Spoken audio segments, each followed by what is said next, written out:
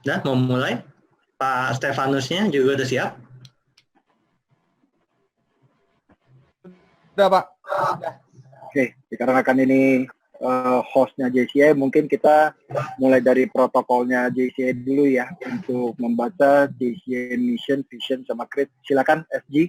Oke, karena sudah pukul 3, mari kita mulai. Peserta udah 40. Oke, sip. Kita mulai ya, tunggu bentar.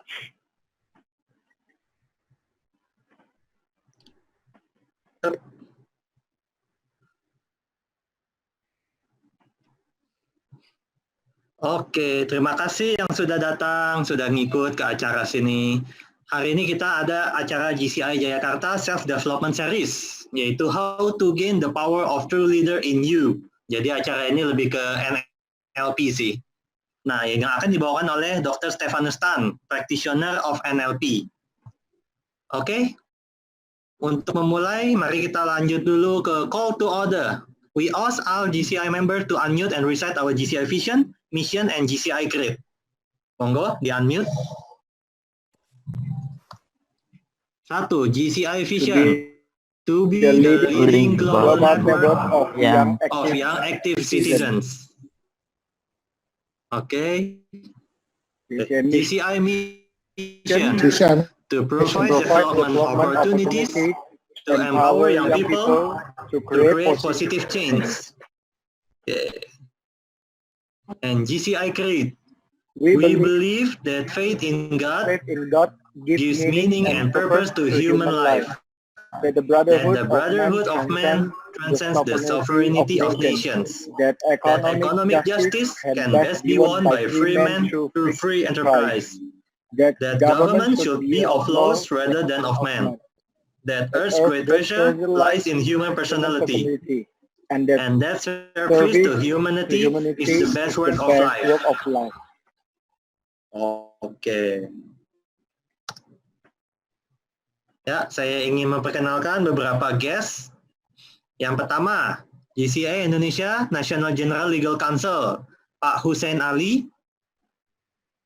Ada Pak? Ada nggak? Oke. Yang kedua, GCI Indonesia National Executive Vice President, Gaudi Agaton. Mana dia? Yang ketiga, GCI Indonesia National Vice President, Habib Aditya Hanjaya. Hadir. Yang keempat, GCI Indonesia National Vice President, Victor Oscar. Hadir. Selamat siang, teman-teman. Selamat siang juga, Bro. Dan yang kelima dan terakhir, kepada GCI member dari seluruh Indonesia, terima kasih yang udah datang, udah ikut, udah ini register juga. Oke, mari kita lanjut. Ya, saya ingin memperkenalkan GCI Jayakarta, Board of Director dan Advisor. Berikut foto-fotonya untuk yang angkatan tahun 2020. Gitu. Oke. Dan kalau bisa ingin melihat ada kegiatan apa lagi nanti depannya, event apa, silakan bisa di-follow ke GCI Jayakarta, Instagramnya, atau GCI Indonesia juga bisa. Nanti ada beberapa kita yang biasanya suka collab sama GCI Indonesia. Oke, selanjutnya opening remarks dilanjutkan oleh GCI Jayakarta Local President Pak Benny Kusnadi. Oke, terima kasih FG untuk opening itunya. Terima kasih untuk teman-teman JCI Indonesia, NVP, NLT, MVP. Terima kasih juga untuk Pak Stefanus Tan sebagai narasumber kita hari ini. Terima kasih juga untuk teman-teman member JCI untuk seluruh Indonesia yang sudah bergabung. Bagi teman-teman yang bukan dari JCI juga, terima kasih sudah bergabung. Dan saya percaya bahwa mungkin apa yang disampaikan hari ini akan menjadi suatu ilmu yang baru buat kita. Karena saya pribadi juga sangat tertarik dengan NLP. Dari dulu pengen belajar, tapi belum kesampaian. Jadi berharap hari ini bisa banyak belajar dari Dr. Stefanus Tan juga. Berikutnya saya persilakan MVP. Unmute. Oke, maaf. Oke, selamat siang teman-teman semua. Selamat siang JCI Jakarta, JCI Indonesia, JCI Indonesia, dan teman-teman yang non JCI di luar sana ya. Oke teman-teman, terima kasih untuk kedatangannya pada siang hari ini. Kita akan akan belajar tentang NLP, ya, Neuro Linguistic Programming. Teman-teman, sedikit akan saya paparkan mengenai profil pembicara kita. Sebentar, boleh di stop share? Stop share ya. Oke, silakan lanjut. Monggo.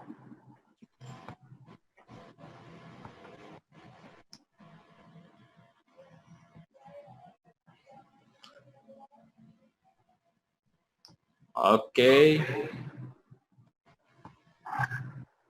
Oke teman-teman, materi kali ini itu tentang NLP secara teori dan kita dapat mengaplikasikannya, dan topiknya adalah True Leader in You. Modul 1 yang akan dibawakan oleh Dr. Stefanus Tan, yaitu Contagious You. Oke, baik. Berikut adalah profil dari narasumber kita, Dr. Stefanus Tan. Teman-teman bisa lihat sendiri ya. Beliau adalah seorang pionir NLP dan mentor dari banyak trainer, dan beliau juga banyak melahirkan para praktisi NLP di Indonesia. Nah ini sangat banyak teman-teman dapat lihat ya profilnya. Dan beliau juga belajar NLP di luar negeri. Mari kita saksikan video profil beliau.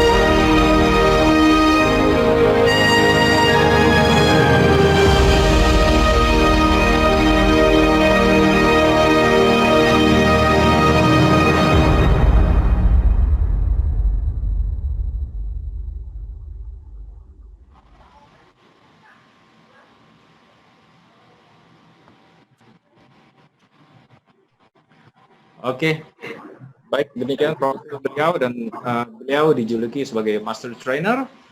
Tidak berlama-lama lagi, saya langsung panggil dan undang Pak Stefanus.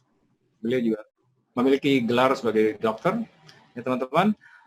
Oke, waktu dan tempat kami persilakan Pak Stefanus. Baik, selamat sore teman-teman semua. Suatu kehormatan buat saya diundang untuk sharing mengenai NLP, khususnya bicara mengenai True Leader kepada teman-teman di JCI di seluruh Indonesia. Izinkan saya untuk share slide untuk kita memulai acara ini. Oke. Ya. Nah, teman-teman semua, sebelum saya bicara atau sharing kepada teman-teman semua di JCI seluruh Indonesia, izinkan saya ingin menjelaskan bahwa hari ini saya akan men-sharingkan mengenai apa itu sebenarnya NLP. Dan mungkin pada waktu saya men-sharingkan, akan ada beberapa teman-teman yang pernah belajar, mungkin akan tersinggung, saya minta maaf, karena hari ini saya fokus sesuai dengan visi misi daripada JCI adalah kita percaya kepada Tuhan, dan kita akan fokus mempelajari segala sesuatu atas dasar kebenaran. Nah, teman-teman semua, banyak orang bertanya, apa yang dimaksud dengan NLP? Ya, semua orang mungkin sudah tahu bahwa NLP itu singkatan daripada Neuro Linguistic Programming. Ya, kalau dalam bahasa Indonesia, neuro itu artinya saraf atau jiwa atau diri, dan linguistik itu artinya kata-kata, dan programming itu adalah sebuah proses menyusun. Jadi, secara kesimpulan garis besar bahwa NLP itu singkatan dari sebuah ilmu, definisinya adalah sebuah ilmu bagaimana seseorang mampu menyusun kata-kata ke dalam jiwanya atau ke dalam dirinya. Nah, secara prinsipnya adalah seperti ini, bahwa kita percaya bahwa kehidupan seseorang, kehidupan Anda dan saya, itu adalah akibat langsung dari perbuatan saya. Jadi, kehidupan saya itu adalah akibat langsung dari apa yang saya perbuat. Dan perbuatan saya itu adalah akibat langsung dari keputusan saya. Artinya, apa yang saya alami saat ini itu adalah akibat karena saya melakukan suatu perbuatan, dan perbuatan saya adalah akibat saya mengambil sebuah keputusan. Nah, keputusan saya itu adalah akibat dari saya mengolah pikiran dan perasaan, atau di dalam bahasa Inggrisnya adalah mind, ya. Dan setelah itu pikiran perasaan saya adalah akibat ada kata-kata yang masuk. Artinya kehidupan saya ya dipengaruhi oleh perbuatan saya adalah akibat dari keputusan adalah akibat ada mind system di sana, ya, mindset gitu kan, dan di mindset saya adalah akibat dari kata-kata yang masuk. Artinya kata-kata yang masuk di dalam pikiran perasaan saya akan secara langsung mempengaruhi keputusan saya, akan secara langsung mempengaruhi perbuatan saya, akan secara langsung mempengaruhi kehidupan. Artinya, kata-kata yang ada dalam diri saya akan mempengaruhi nasib saya. Ya, kemarin Pak Adit sempat bicara sama saya, apakah memungkinkan untuk membawakan materi pelatihan True Leader ini dalam bahasa Inggris, dan saya bilang sama Pak Adit, saya mohon maaf untuk saat ini, fokus saya adalah bagaimana mengajarkan NLP dalam bahasa Indonesia. Kenapa? Karena ada banyak hal terminologi di dalam bahasa Inggris yang tidak dapat diterjemahkan ke dalam bahasa Indonesia, dan ada banyak terminologi di dalam bahasa Indonesia yang tidak dapat diterjemahkan di dalam bahasa Inggris, sehingga pada waktu saya menjelaskan dalam bahasa Inggris itu akan butuh waktu panjang untuk menjelaskan setiap terminologi yang akan disampaikan, dan akan lebih mudah untuk kita menggunakan dalam bahasa Indonesia. Di lain kesempatan, mungkin tahun depan pada waktu segalanya sudah siap, tidak tutup kemungkinan saya akan membawakan materi ini di dalam bahasa Inggris. Oke, nah teman-teman, saya hanya ngasih contoh seperti ini. Kenapa saya menggunakan mindset, saya terjemahkan dalam pikiran perasaan, karena di dalam dunia pendidikan di Indonesia, yang namanya subconscious mind, unconscious mind, atau conscious mind, itu sudah mengalami degradasi makna. Ya, seringkali kita menyebutnya sebagai pikiran sadar, pikiran bawah sadar, dan pikiran tidak sadar. Ya, dan itu sudah bertentangan dengan dasar bahasa Inggris yang sesungguhnya, di mana mind itu adalah hasil olahan pikiran dan perasaan. Artinya di dalam mind itu ada pikiran dan ada perasaan. Pikiran perasaan yang menjadi satu, itu akan membentuk sebuah decision atau keputusan. Keputusan akan membuat action, dan itu menjadi kehidupan. Nah, yang jadi masalah adalah kalau kata-kata yang masuk di dalam diri saya itu adalah kata-kata yang penuh dengan ilusi, ya, penuh dengan kata-kata yang ilusi, bukan kata-kata the truth, ya, itu akan mempengaruhi pada perasaan saya. Jadi penderitaan manusia membuat manusia tidak mampu menjadi leader yang sesungguhnya, menjadi pemimpin yang sesungguhnya, itu karena kegagalan, ya, kegagalan untuk mengenal kata-kata yang masuk di dalam pikiran dan perasaan. Ya, jadi ada seseorang yang bijak mengatakan bahwa peperangan dalam diri manusia itu adalah peperangan dalam pikiran dan perasaannya. Kalau dia mampu memenangkan pikiran perasaannya, maka dia akan selalu mengambil keputusan yang benar, sehingga perbuatannya menjadi benar, kehidupannya menjadi benar. Artinya, apa yang dia mau dalam hidup ini akan terwujud. Tetapi kalau kata-katanya tidak tepat, ya, kata-kata yang tidak tepat, ini akan membuat banyak hal dalam keputusan-keputusan hidupnya itu bermasalah. Saya kasih contoh, teman-teman. Ada begitu banyak pendidikan di Indonesia yang meyakini bahwa manusia begitu bodoh. Dia tidak mengenal kata tidak. Sehingga lalu beberapa pakar ini meyakini, gitu kan, celakanya juga adalah yang meyakini adalah beberapa adalah ahli NLP yang mereka tidak mengerti dasar daripada NLP itu sendiri. Ya, mereka selalu menggunakan kata-kata seperti ini. Otak manusia itu bodoh. Contohnya, jangan pikirkan kuda hijau. Pasti yang pertama kali kepikir kuda hijau, karena otak manusia tidak mengenal kata tidak. Ya, teman-teman, ini bertentangan 100% dengan dasar-dasar kebenaran. Otak manusia sangat mengenal kata tidak. Otak manusia sangat mengenal kata jangan. Dan kalau kita gunakan kata tidak dan jangan dengan proper, ada dua jenis pengajaran NLP. Ya, pengajaran pertama itu adalah fokus pada metode dan teknik. Ya, pengajaran pertama itu adalah fokus pada metode dan teknik. Maksudnya metode dan teknik adalah segala cara bagaimana kita menggunakan segala kemampuan berkata-kata ini untuk dapat menguasai manusia. Ya. Nah, yang kedua adalah fokus pada attitude NLP. Artinya attitude NLP adalah fokus kepada segala sesuatu yang mendasari kebenaran dari metode teknik yang ada ini. Nah, kebetulan teman-teman, saya selama 19 tahun menggeluti NLP dan saya fokus kepada yang kedua, yaitu attitude NLP, sehingga selama 20 tahun saya memutuskan untuk tidak menyelenggarakan pelatihan-pelatihan NLP bersertifikat dalam konteks metode dan teknik. Tapi saya memfokuskan diri supaya setiap orang yang mempelajari attitude NLP, ya, pada waktu mereka mempelajari metode tekniknya menjadi mudah. Karena kalau orang mengerti attitude-nya, maka metode teknik itu akan muncul dengan sendirinya. Dan dengan orang mempelajari attitude NLP, maka dia dapat menggunakan segala metode dan teknik NLP dalam segala konteks dalam kehidupannya. Sedangkan kalau seseorang mempelajari metode teknik tanpa mempelajari attitude, maka dia hanya mampu berhasil dalam konteks-konteks tertentu. Itu sebabnya banyak orang yang mengeluh, kenapa ya orang datang belajar 1 hari, besoknya lupa. Ya, semangat 3 hari, hari ini lupa. Kenapa? Karena mereka hanya mempelajari sebuah metode teknik tanpa mempelajari konteksnya. Nah, untuk dapat mempelajari konteksnya, maka kita perlu mengerti apa yang namanya attitude NLP. Oke, nah teman-teman, kita akan mulai dengan ini. Pernahkah dalam bisnis dan pekerjaan Anda, teman-teman mengalami kesulitan menyamakan visi misi? Karena di sini saya tahu ada banyak pengusaha, teman-teman, mari kita mengevaluasi.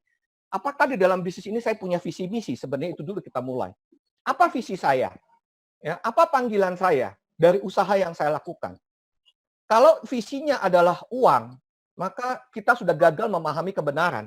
Karena apa? Tidak ada bisnis yang akan berhasil kalau niatnya adalah mencari uang. Kenapa? Karena uang itu tidak pernah dapat menjadi tujuan. Ya, uang tidak pernah dapat menjadi tujuan. Uang itu adalah sarana untuk mencapai tujuan. Saya kasih contoh yang sederhana, teman-teman. Uang tidak mungkin membuat saya uang tidak mungkin membuat saya kenyang. Yang buat saya kenyang itu adalah makanan. Ya, saya nggak mungkin makan uang dan itu membuat saya kenyang. Yang ada sakit perut. Pak, tapi kan untuk punya makanan, untuk mendapatkan makanan kan perlu uang. Ya dan tidak. Mungkin saja saya dapat makanan dengan cara yang lain. Tidak harus lewat uang. Ya, tapi uang dapat menjadi sarana saya mendapatkan makanan. Ya, uang tidak dapat membuat saya bebas dari basah kuyup pada waktu kehujanan. Ya kan?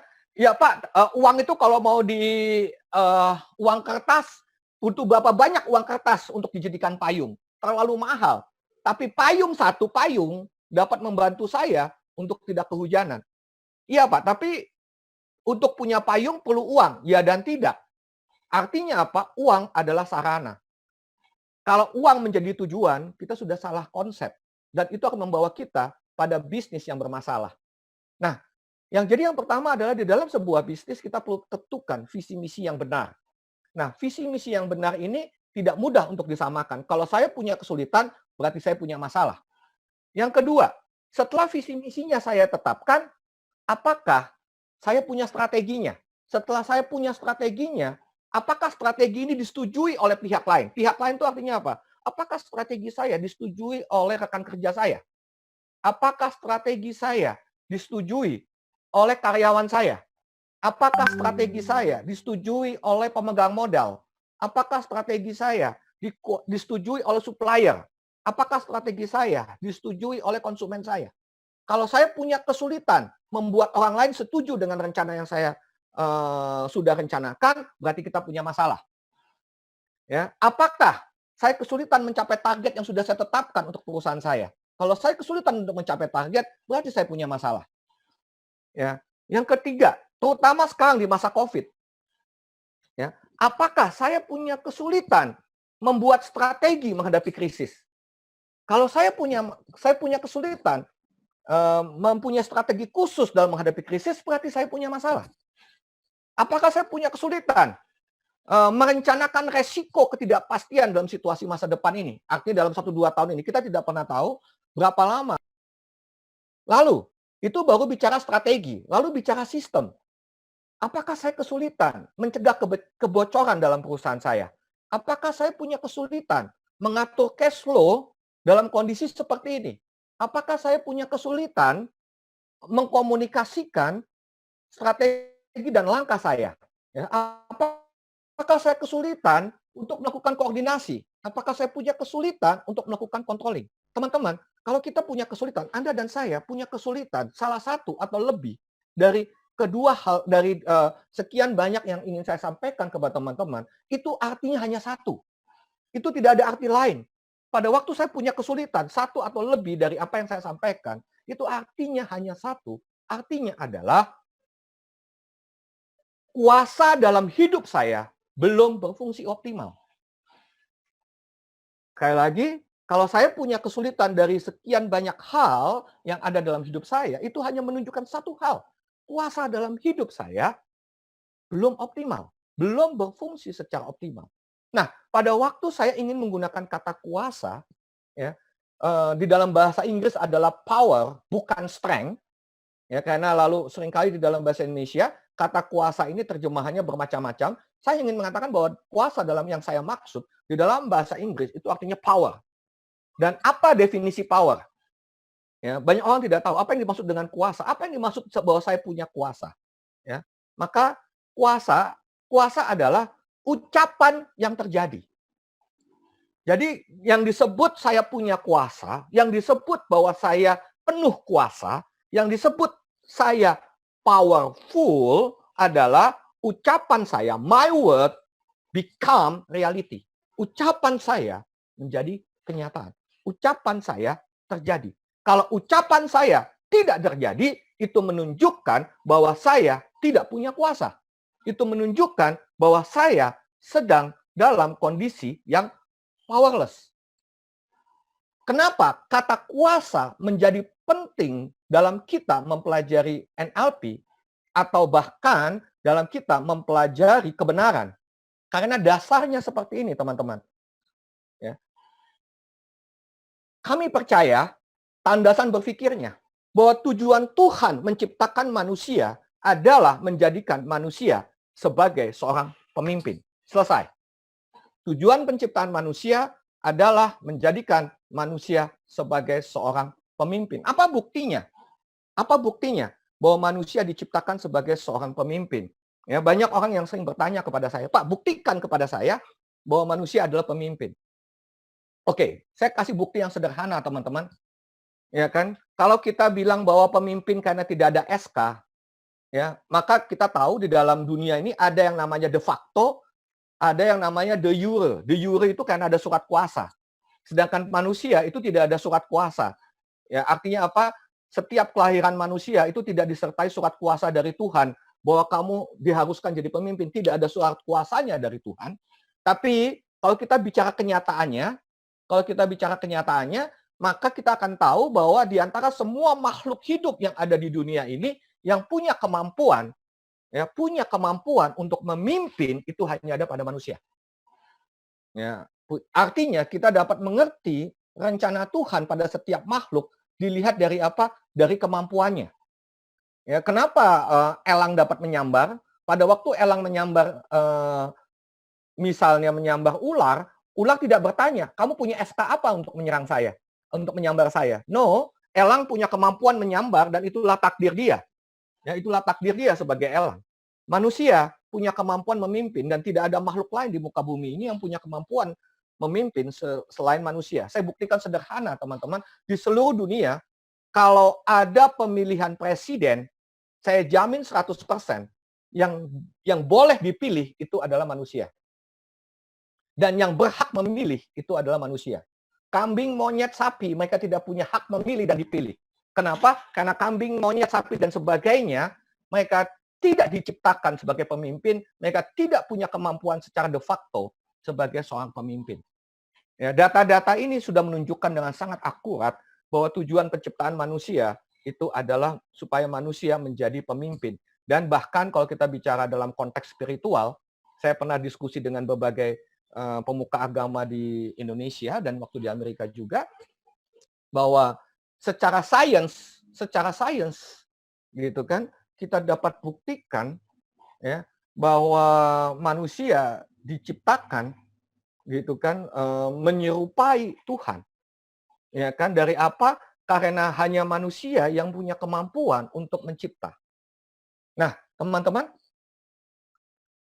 kalau kita percaya dengan meyakini bahwa manusia adalah seorang pemimpin dan ciri seorang pemimpin adalah punya kuasa.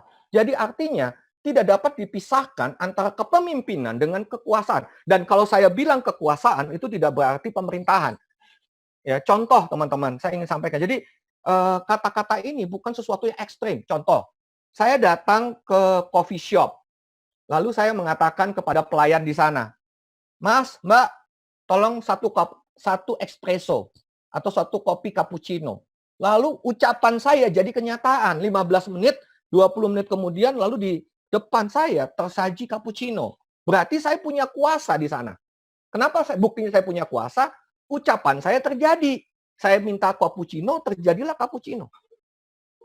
Tapi kalau saya minta nasi goreng, yang terjadi adalah nasi rames. Nah, di situ berarti ada masalah dalam kuasa saya. Ada apa dengan diri saya sehingga ucapan saya tidak terjadi. Saya berucap nasi goreng, yang muncul nasi rames. Nah, ini kan perlu dipelajari, teman-teman. Belajar NLP, belajar menjadi pemimpin yang sebenarnya, the true leader, adalah belajar ke dalam diri. Apa yang perlu saya lakukan sehingga saya punya kuasa dalam hidup saya. Karena saya perlu menjalani takdir saya sebagai pemimpin. Kalau saya tidak menjalani takdir saya sebagai pemimpin, maka sebenarnya saya sedang menjalani sebuah proses yang bertentangan dengan tujuan saya diciptakan. Dan sebenarnya setiap kali saya berucap dan ucapan saya tidak terjadi, itu sebenarnya sebuah feedback ke dalam diri saya untuk berpikir, apa yang perlu saya perbaiki dalam hidup saya? Kenapa ucapan saya terjadi? Kenapa ucapan saya tidak terjadi? Nah, kalau saya mampu terus-menerus secara attitude, secara pemikiran-pemikiran yang benar untuk terus membuat ucapan saya terjadi, maka dampaknya adalah semua hal ini dapat saya selesaikan. Ini semua hanyalah sebuah feedback. Apakah saya punya kuasa atau tidak? Kalau saya punya kuasa, maka saya tidak akan kesulitan menyamakan visi misi saya dengan orang lain. Kalau saya punya kuasa, maka saya tidak punya kesulitan agar semua yang saya rencanakan terjadi. Kalau saya punya kuasa dalam hidup saya tidak akan kesulitan mencari strategi.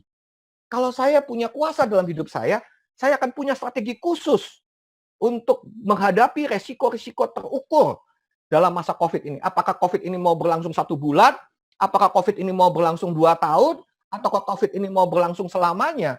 Tidak masalah. Kalau saya punya kuasa, saya akan punya rencana, saya akan punya strategi.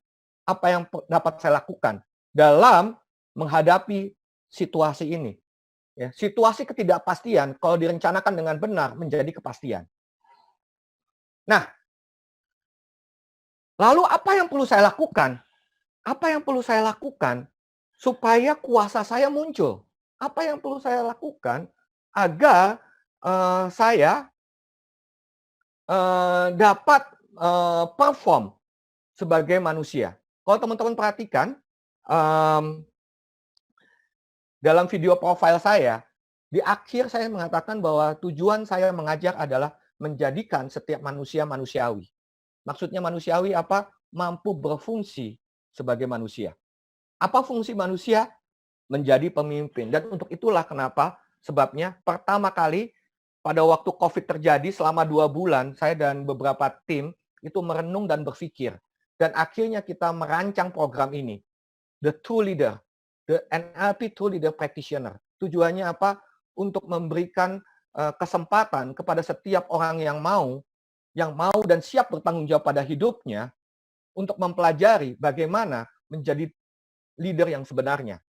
Nah, untuk menjadi leader yang sebenarnya ada 4 keterampilan NLP yang perlu dilatih setiap hari dalam kehidupan kita. Ya. Yang pertama dan yang terutama adalah kemampuan self skill. Nah, bagi teman-teman yang pernah belajar NLP, self skill ini pasti jarang sekali disebut. Karena apa? Karena di Indonesia ada begitu banyak trainer NLP yang melatih yang namanya metode teknik. Dan kalau kita bicara metode teknik, biasanya yang diajarkan adalah bagaimana relational skill. Di dalam relational skill itu adalah bagaimana mempengaruhi orang lain. Bagaimana saya dapat membujuk orang lain untuk membeli. Bagaimana saya dapat membuat orang yang tadinya tidak mau menjadi mau. Itu adalah relational skill. Pada saat yang sama, NLP metode banyak mengajarkan strategic thinking skill. Strategic thinking skill itu adalah bagaimana saya punya outcome dan meta outcome. Bagi teman-teman yang belajar NLP, pasti pernah dengar istilah ini. Bahwa setiap outcome yang benar, well-formed outcome, ya perlu ada yang namanya meta outcome. Itu strategic thinking skill. Ya, lalu yang ketiga adalah systemic thinking skill. Bagaimana saya memastikan strategi saya tercapai. NLP metode itu menggunakan yang namanya TOTE, Test, Operate, Test, Exit. Bagi teman-teman yang pernah belajar pasti sudah tahu. Tapi buat teman-teman yang belum pernah belajar, tidak penting itu semua, karena bukan itu yang paling penting. Yang paling penting adalah bagaimana saya punya self skill yang benar. Ya, bagaimana saya punya keterampilan atas diri saya sendiri. Bagaimana saya mampu mengelola diri saya. Nah, self skill di dalam NLP itu ada 3 level. Ya, ada 3 level. Ya, level pertama kita sebut sebagai sense of self. Ya, kesadaran atas diri sendiri. Ya, bahasa Inggris daripada sense of self ini sangat sulit untuk diterjemahkan di dalam bahasa Indonesia. Ya, karena sense itu adalah bicara rasa. Ya, dalam bahasa NLP kami menyebutnya sense. Kami tidak menyebutnya knowing yourself. Gitu kan? Kami tidak menggunakan kata knowing, kami menggunakan kata sense of self. Ya, tapi secara umum kata sense of self, saya mungkin yang paling dekat di dalam bahasa Indonesia itu adalah belajar tahu diri. Apa yang dimaksud dengan belajar tahu diri? Ya, yang dimaksud dengan belajar tahu diri itu seperti ini. Di dalam bahasa Indonesia, terminologi tahu diri ini sangat menarik, teman-teman. Ya, hanya orang yang tahu diri yang dapat selamat dalam kehidupan. Kalau saya ke rumah tamu, saya bertamu ke rumah teman saya perlu tahu diri. Ya, saya datang ke sebuah daerah, saya perlu tahu diri. Kalau saya nggak tahu diri, ya maka saya dalam masalah. Saya akan ditolak di mana-mana. Seseorang yang tidak tahu diri itu akan menemui banyak masalah dalam kehidupannya. Ya, termasuk dalam hidup saya perlu tahu diri. Contoh tahu diri begini. Kalau saya diabetes, saya sudah tahu saya terkena diabetes, maka saya perlu tahu diri, menjaga pola makan saya. Ya kan? Sebenarnya belum menjaga. Paling nggak saya tahu makanan apa yang dapat membuat saya sehat. Ya, sebenarnya banyak orang mengatakan, Pak, orang sakit diabetes itu musibah. Kenapa musibah? Karena orang diabetes itu kalau nggak ditangani dengan baik, itu dapat menimbulkan banyak penderitaan yang luar biasa. Diabetes itu bukan penyakit yang mematikan, teman-teman. Tapi diabetes itu adalah penyakit yang membuat kita menderita. Contoh, dengan diabetes, maka itu dapat menyerang ke mata, menimbulkan katarak, dan akhirnya kita buta karena diabetes. Tapi bukan diabetes menyebabkan buta, tapi diabetes ini akan menyerang selaput mata. Diabetes membuat saya luka tidak sembuh. Ya, sehingga kalau saya ada luka di kaki dan tidak sembuh-sembuh, maka kaki itu diamputasi. Mati sih enggak, meninggal enggak sih teman-teman. Cuman kakinya hilang satu. Lalu merembet ke kaki yang kedua. Ya, enggak sampai meninggal, gitu kan. Tapi kalau enggak sembuh-sembuh, amputasi lagi. Merembet ke tangan kiri. Enggak sampai meninggal, tapi dapat diamputasi kiri kanan. Ya, beda sakit diabetes dengan sakit jantung. Kalau sakit jantung, ya begitu serangan meninggal, selesai. Diabetes itu penyakit yang tidak membuat orang langsung meninggal. Ya, tapi membuat orang tidak dapat ngapa-ngapain. Nah, pada waktu orang terserang diabetes, lalu ada kata-kata yang masuk. Kembali lagi kita bicara. Kata-kata mempengaruhi kehidupan. Kata-kata mempengaruhi pikiran perasaan mempengaruhi keputusan, keputusan mempengaruhi tindakan, tindakan mempengaruhi kehidupan. Kalau pada waktu saya punya kenyataan, saya menghadapi suatu kenyataan, dan kenyataan itu adalah diabetes itu adalah kenyataan. Tapi pada waktu saya mengatakan, saya berucap, saya kena musibah. Wow, musibahnya apa? Diabetes. Kenapa musibah? Karena diabetes itu saya terancam. Terancam apa? Terancam kehilangan kaki, kehilangan tangan, buta, dan sebagainya. Oke, itu adalah ilusi semua, teman-teman. Karena pada saat yang sama, saya dapat memilih untuk mengatakan diabetes itu adalah anugerah. Loh, dari mana? Karena diabetes itu, kalau teman-teman yang punya penyakit diabetes, teman-teman akan tahu bahwa diabetes itu membuat alarm dalam diri kita itu menjadi sangat peka, lebih peka dibandingkan orang yang tidak diabetes. Orang yang diabetes itu bukan berarti nggak boleh makan manis-manis. Tapi dia boleh makan manis sedikit saja, dan dia peka. Dia peka kapan makanan ini sudah melewati batas. Gitu kan? Orang diabetes itu dia perlu olahraga, dan dia peka kapan olahraga ini sudah melewati batas. Jadi teman-teman, kalau saya menderita diabetes dan saya gunakan penyakit ini, ya kan, untuk hidup dengan benar, makan benar, istirahat benar, olahraga benar, maka diabetes ini adalah pendamping saya untuk hidup sehat, ya, untuk hidup lebih lama daripada biasanya. Tergantung bagaimana saya memaknai, ya, memaknai dari kenyataan yang ada. Nah, itu adalah sense of self, teman-teman. Ya, sense of self ini nanti berhubungan langsung dengan kata-kata apa, ya, kata-kata apa yang masuk di dalam pikiran perasaan saya. Ya, pikiran perasaan saya, kata-kata ini benar atau ilusi. Ya. Ya, ada pembicara yang mengatakan kepada saya atau pada audiens bahwa manusia itu dengan kata-kata dapat melakukan cipta kondisi.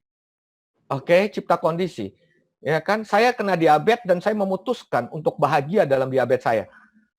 Ya, teman-teman, saya dapat memutuskan untuk bahagia dalam hidup saya.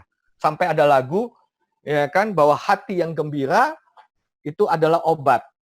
Teman-teman, mohon maaf, ya, manusia tidak punya kemampuan untuk memutuskan bahagia atau menderita. Ya, manusia baru dapat memutuskan bahagia atau menderita kalau manusia itu mau mengambil keputusan arti apa, makna apa yang saya berikan dari suatu peristiwa. Kalau saya mampu memaknainya dengan benar, dampak dari pemaknaan yang benar itu adalah hati yang gembira. Bagaimana caranya? Saya pada sebuah kejadian, saya memutuskan untuk bahagia tanpa saya mampu memberi makna yang benar dalam kenyataan itu. Kalau saya memutuskan bahagia tanpa mengerti arti yang benar, pemaknaan yang benar dari peristiwa itu hanyalah membohongi diri. Itu hanyalah sebuah proses membohongi diri sendiri. Tapi kalau saya mampu memberi arti yang benar, pemaknaan yang benar dari peristiwa-peristiwa yang terjadi dalam hidup saya, maka dampak yang terjadi secara otomatis itu adalah hati yang gembira. Ya, contoh yang sangat sederhana, teman-teman. Saya punya seorang sahabat yang dia punya cita-cita. Ya, cita-citanya sederhana, teman-teman. Dia punya cita-cita sederhana. Ya, cita-citanya pulang ke Bangka. Ya, lagi lockdown ini pengen pulang ke Bangka. Beli tiket pesawat, gitu kan, untuk pulang ke Bangka. Menariknya adalah dia berhadapan dengan sebuah kenyataan, ya, pada waktu dia siap-siap untuk pergi ke bandara. Hari itu pemerintah memberikan pengumuman dilarang mudik. Harinya persis sama. Dan dia tidak dapat pulang. Ya, waktu itu dia mengatakan sama saya pikir malam ini saya mau menangis. Ya. Kenapa malam ini? Ya, sekarang lagi siang, Pak. Kalau saya nangis sekarang, saya nggak dapat kerja. Jadi saya memutuskan untuk menangisnya nanti malam. Oke, dia sudah belajar NLP, jadi dia boleh punya kuasa, ya, dia punya kuasa untuk memutuskan kapan dia nangis. Gitu kan? Dia tidak memutuskan untuk menangis sekarang, dia memutuskan untuk menangis nanti malam. Ya, itu dampak orang belajar NLP secara benar. Terus saya bilang sama dia, oke, kau punya waktu 6 jam atau 8 jam dari sekarang untuk memutuskan nanti malam kamu menangis bahagia atau menangis sedih. Loh, gimana caranya, Pak? Coba kamu pikirkan makna apa yang kamu berikan pada waktu ada sebuah kenyataan. Kamu sudah memutuskan untuk berangkat ke bandara, ya, tiba-tiba bandara itu ditutup. Berarti dalam satu masa kamu kehilangan kuasa. Kamu sudah memutuskan, kamu berucap mau pergi ke Bangka, tetapi pada hari itu kamu tidak dapat ke Bangka. Ucapanmu tidak terjadi. Pada waktu ucapanmu tidak terjadi, arti apa yang kamu berikan? Pada waktu kamu mengartikan bahwa ini adalah sebuah penderitaan, Tuhan jahat, ya kan, Tuhan jahat, situasi tidak mendukung saya. Kamu ada dalam kebohongan. Tapi pada waktu kamu mulai berpikir dengan bahasa yang benar, dengan kata-kata benar, apa yang Tuhan mau dari kejadian ini? Apa yang saya pelajari dari kejadian ini? Saya berkata-kata dengan benar, pasti Tuhan punya maksud. Mungkin kamu akan menangis bahagia. Besok dia cerita di sebuah acara, teman-teman, saya nggak tahu ini pulang dari bandara, tapi itu hari yang sama, atau dalam 1-2 hari ini. Naik mobil, berhenti di lampu merah, dia berhenti di lampu merah, dia melihat seorang anak kecil jualan tisu, dia dengan spontan enggak, tapi tanpa sadar matanya mengikuti anak kecil itu, ya, dan pada waktu lampu hijau anak kecil itu duduk di pinggir jalan dan menundukkan kepala karena ternyata tidak ada satupun yang membeli tisu pada saat itu. Dan itu memberikan kesadaran kepada dia, membuat dia tahu betul kenapa Tuhan memutuskan menunda dia pulang ke Bangka. Dia mampu memberi meaning yang benar, ya, dia mampu memberi meaning yang benar dari sebuah kenyataan yang terjadi dalam kehidupannya. Itu namanya sense of self, teman-teman. Tahu diri. Apa yang terjadi dalam hidup saya? Tidak mungkin Tuhan memberikan saya sebuah situasi yang membuat saya menderita dalam konteks nggak dapat makan. Ya, dalam konteks membuat saya tidak dapat bertumbuh. Bahwa apa yang terjadi mungkin tidak enak, tapi pasti ada maksud Tuhan yang benar sehingga membuat saya bertumbuh. Itu adalah sense of self. Tapi teman-teman, itu baru level 1. Level kedua adalah kemampuan yang namanya personal mastery. Ya, personal mastery dalam bahasa Indonesia itu adalah kemampuan menguasai diri. Nah, menguasai diri ini nggak jelas. Lebih akuratnya adalah personal mastery adalah sebuah kemampuan, sebuah skill dalam hidup saya, bagaimana saya menguasai hawa nafsu saya. Karena sebenarnya yang perlu dikuasai dalam setiap manusia, ya kan bukan pikiran perasaannya, tapi yang perlu dikuasai adalah hawa nafsunya. Karena dengan saya mempunyai personal mastery, barulah saya punya personal power. Jadi kenapa dalam hidup ini saya tidak punya kuasa dalam hidup ini? Karena saya belum mampu menguasai hawa nafsu. Mengapa saya belum mampu menguasai hawa nafsu? Karena saya belum mengenal, saya belum tahu diri. Karena apa? Karena personal power, punya kuasa dalam hidup, itu adalah level 3 dari yang namanya soft skill. Level 2-nya adalah personal mastery, level 1-nya adalah sense of self. Ya, apa yang disebut dengan personal mastery? Mari kita lihat. Ya. Banyak orang ingin belajar bagaimana menguasai orang lain, mastering orang lain. Betul, teman-teman, kalau Anda mampu menguasai orang lain, itu artinya saya punya kekuatan. Tapi kalau saya mampu menguasai diri saya, dalam tanda kutip menguasai hawa nafsu saya, itulah kebenaran, itu adalah kuasa yang sebenarnya. Nah, gimana caranya? Tadi ini, ya, share vision, ya, saya punya mental model yang benar, systemic thinking skill, nanti kita akan belajar team learning, personal mastery, ya, ini konteksnya. Nah, personal mastery sebuah ilmu atau sebuah skill, kemampuan yang meliputi komitmen pada kebenaran. Jadi saya tidak mungkin menjadi penguasa atas hawa nafsu saya kalau saya tidak punya komitmen 100% pada kebenaran. Ya, sebuah keinginan yang terus-menerus, willingness itu keinginan kurang tepat keinginan, tapi sebuah rasa untuk secara terus-menerus membuka jalan apapun yang menghalangi saya, melimitasi saya, dan apapun yang membuat saya kecewa. Ya, sekali lagi, tapi saya ingin sampaikan bahwa personal mastery, sebuah kuasa, penguasaan diri, mastery, agak sulit di dalam bahasa Indonesia mengatakan mastery dan power. Ya, saya lebih suka menggunakan kata bagaimana saya mengelola atau menjadi tuan, ya, atas hawa nafsu saya sehingga kuasa saya itu terjadi, kuasa saya itu muncul, ya, dan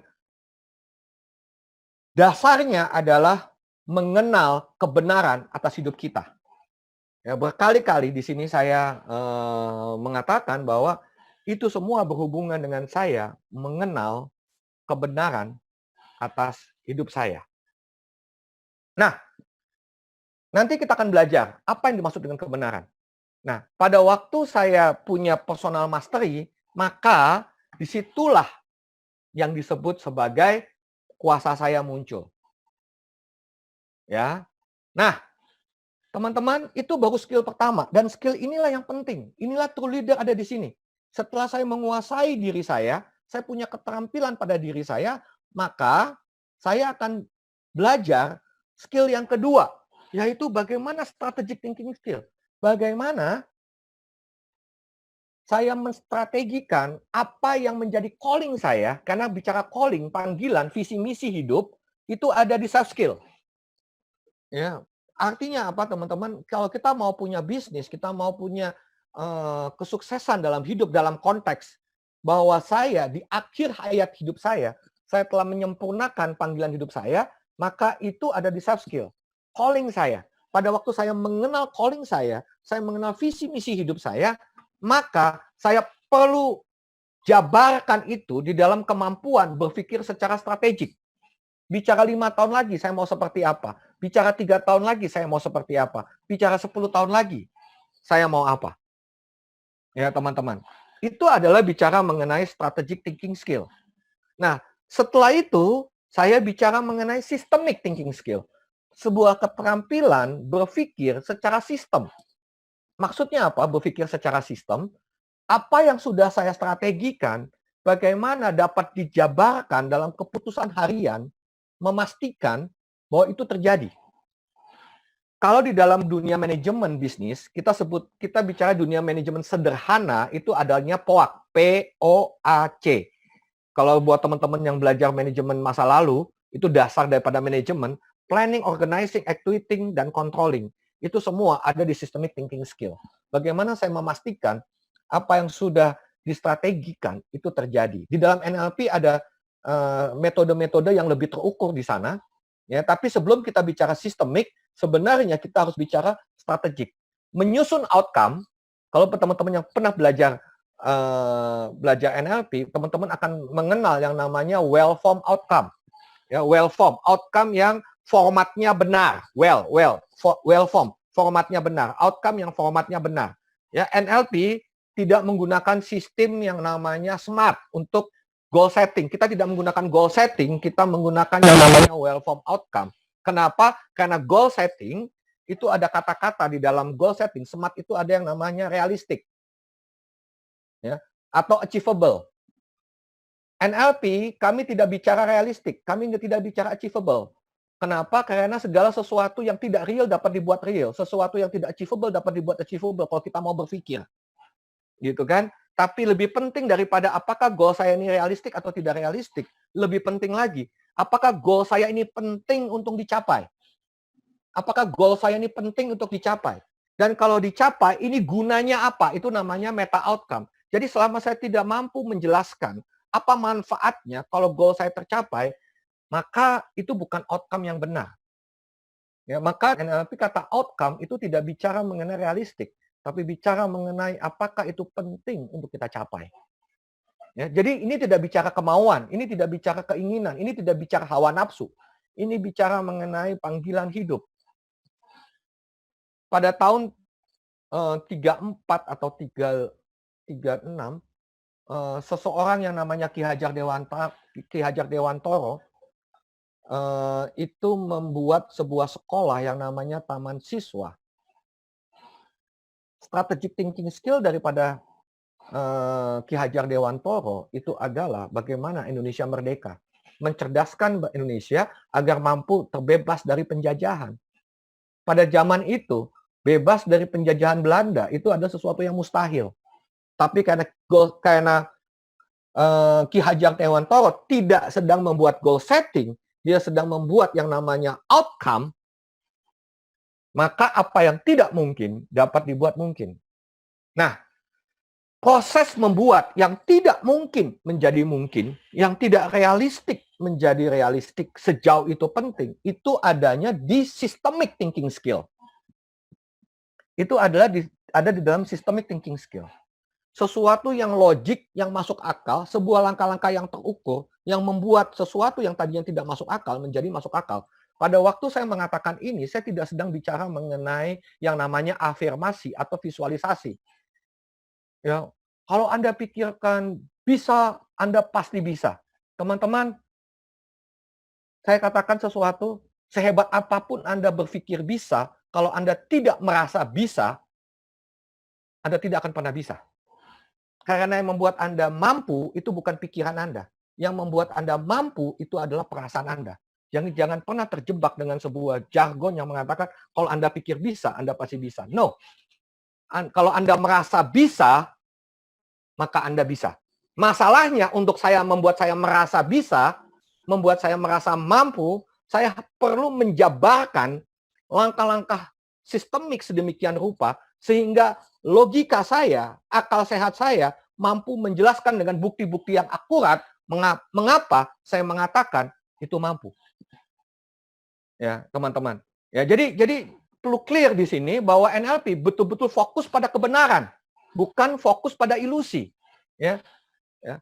Saya tidak mengajarkan kepada teman-teman bahwa kalau Anda mau punya mobil mewah, ya, Anda datang ke showroom, begitu kan, lalu datang ke sana minta minta brosurnya, ya, lalu Anda bayangkan, Anda cium baunya, lalu biarkan alam semesta membawa Anda ke sana. Kita sedang belajar sesuatu yang science, bukan belajar sesuatu yang spiritual, bukan sesuatu yang hoax.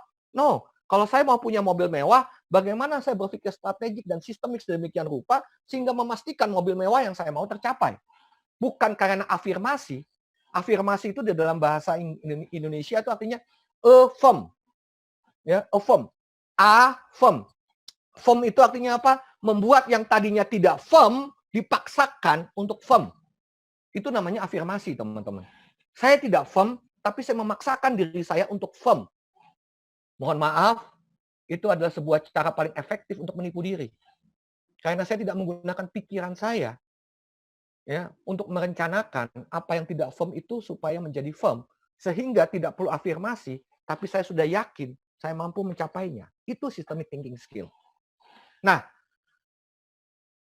setelah saya punya kemampuan strategik, setelah saya punya kemampuan sistemik, barulah saya belajar yang namanya relational skill.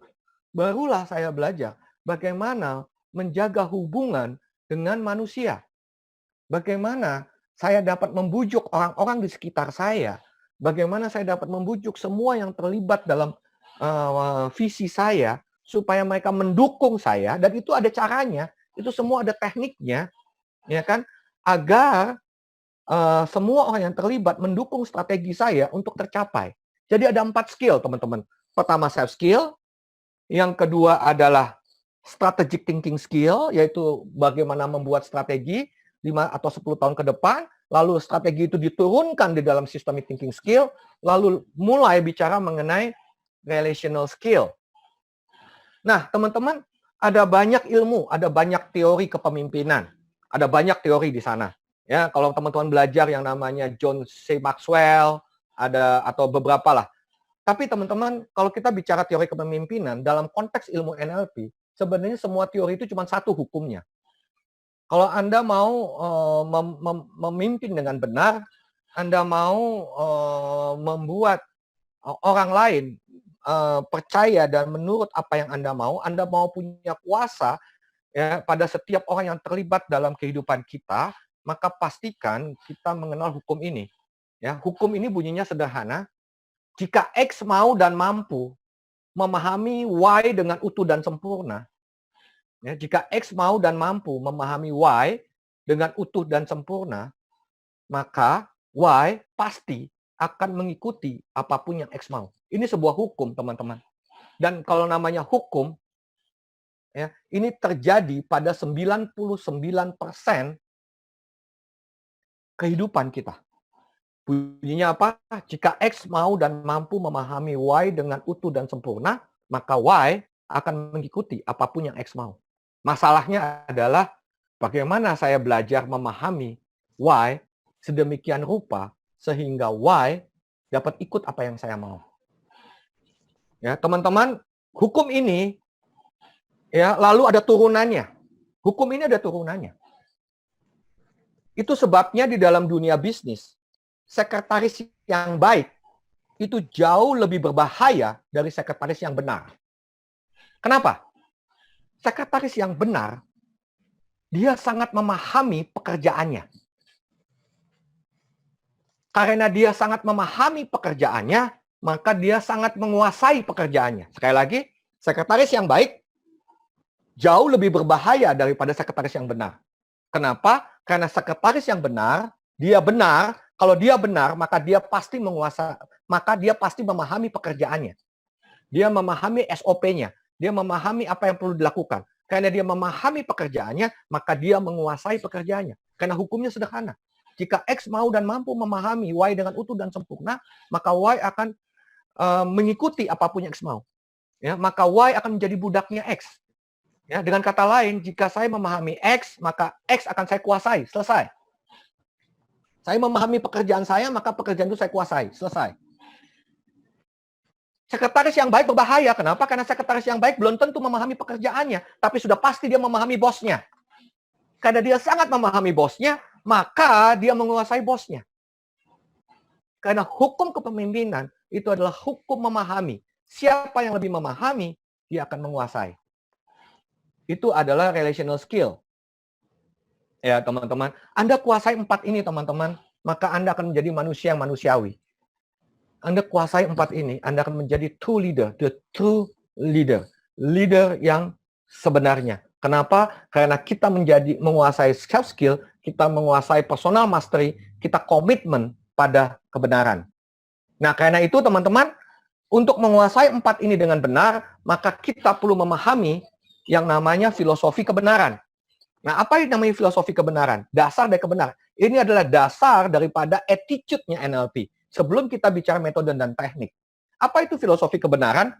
Ya, ada dua cara mengenal kebenaran. Kebenaran secara sains dan kebenaran secara spiritual. Segala sesuatu yang sifatnya sains itu harus dapat dibuktikan dulu baru dapat dipercaya. Jadi teman-teman, kalau ada sesuatu ilmu mengaku-ngaku sains, ya kan, tapi dia tidak membuktikan dulu, maka itu bukan sains, itu namanya pseudoscience, sains palsu. Kenapa? Karena yang harus percaya dulu baru dapat dibuktikan itu adalah spiritual. Mengenal kebenaran secara spiritual perlu dimulai dengan percaya dulu baru dapat dibuktikan.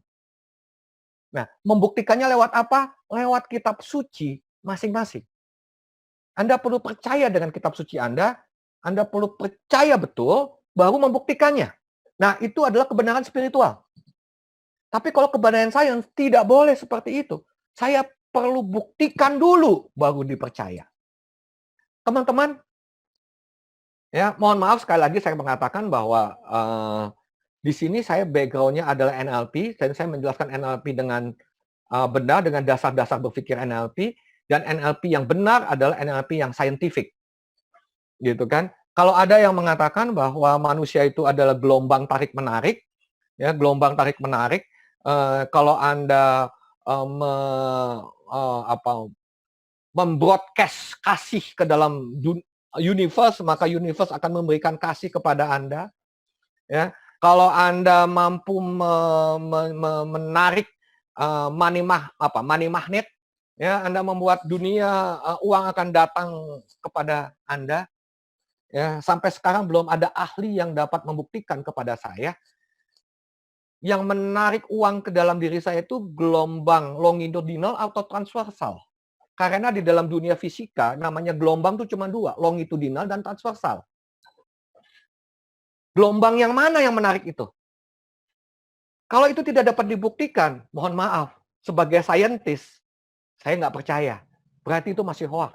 Segala sesuatu perlu dapat dibuktikan, baru boleh dipercaya.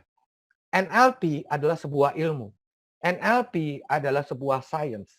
Artinya, semua yang saya ajarkan, semua yang saya sharingkan kepada teman-teman, saya bertanggung jawab 100% untuk dapat membuktikan kebenarannya secara sains. Bukan membuktikan secara spiritual. Saya nggak punya hak untuk masuk ke ranah spiritual. Tapi saya mempunyai hak untuk membuktikan segala sesuatu yang saya ucapkan dari tadi sampai sekarang secara sains. Dan nanti kita boleh buka pertanyaan, tanya jawab kalau Anda ingin pembuktian-pembuktian tertentu dari apa yang sudah saya sharingkan tadi. Ya, tetapi sebagai seorang true leader yang sejati, teman-teman, kita perlu mengenal kebenaran dari dua sisi, secara sains dan secara spiritual. Kalau saya mampu mengenal dua kebenaran ini secara benar, maka disitulah saya menjadi seorang true leader. Mengenal kebenaran. Nah, seorang leader itu perlu mampu mempengaruhi lingkungan. Ya, mampu menularkan visi misinya kepada lingkungan. Menularkan apa yang menjadi keprihatinannya kepada lingkungan. Ya, itu dalam bahasa Inggris adalah contagious. Ya, bagaimana saya mampu menularkan apa yang menjadi visi misi saya keluar. Nah, di dalam dunia NLP kita sebut adalah neurological level. Neurological level itu adalah sebuah level tingkat kedewasaan manusia. Apa maksudnya tingkat kedewasaan? Tingkat kedewasaan itu seperti ini.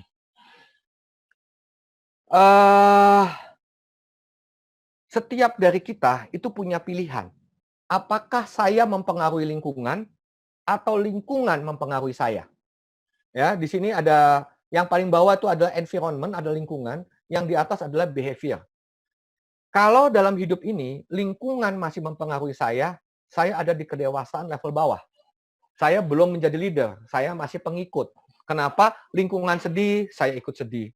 Lingkungan takut, saya ikut takut. Lingkungan gembira, saya ikut gembira. Ya, itu semua adalah di level environment. Saya perlu naik kelas, di level leader kita naik kelas. Dari yang saya dipengaruhi lingkungan, saya belajar mempengaruhi lingkungan. Bagaimana perilaku saya, behavior saya mempengaruhi lingkungan.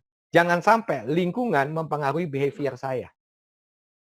Yang paling gampang deh, kalau ada orang bilang, anjing lu, sapi, kambing, wah marah. Wah, kok kamu marah bikin saya seperti itu? Artinya apa? Perilaku saya, emosi saya dipengaruhi oleh ucapan orang. Ya, itu saya masih level 6, level paling bawah. Tapi kalau saya sudah naik level, bagaimana perilaku saya mempengaruhi lingkungan? Orang itu bilang saya anjing. Terus saya bilang, lu bodoh banget sih ngeliat gua kayak anjing. Gitu kan? Lu sekolah di mana? Gitu kan? Artinya apa? Bagaimana perilaku saya mempengaruhi dia, bukan perilaku dia mempengaruhi saya. Mbak Lin memang rezekinya banyak ya. Oke. Nah, lalu itu baru level 2 loh. Kalau perilaku saya mempengaruhi lingkungan itu masih level 2. Saya boleh naik kelas ke level 3, yaitu saya punya kemampuan. Bagaimana kemampuan mempengaruhi behavior saya. Ya, bagaimana saya punya capability ya untuk mastering my emotion. Gitu. Kemampuan mempengaruhi behavior.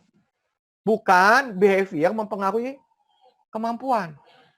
Ya kan? Aduh, saya nggak mampu bahasa Inggris. Ya, karena perilaku saya.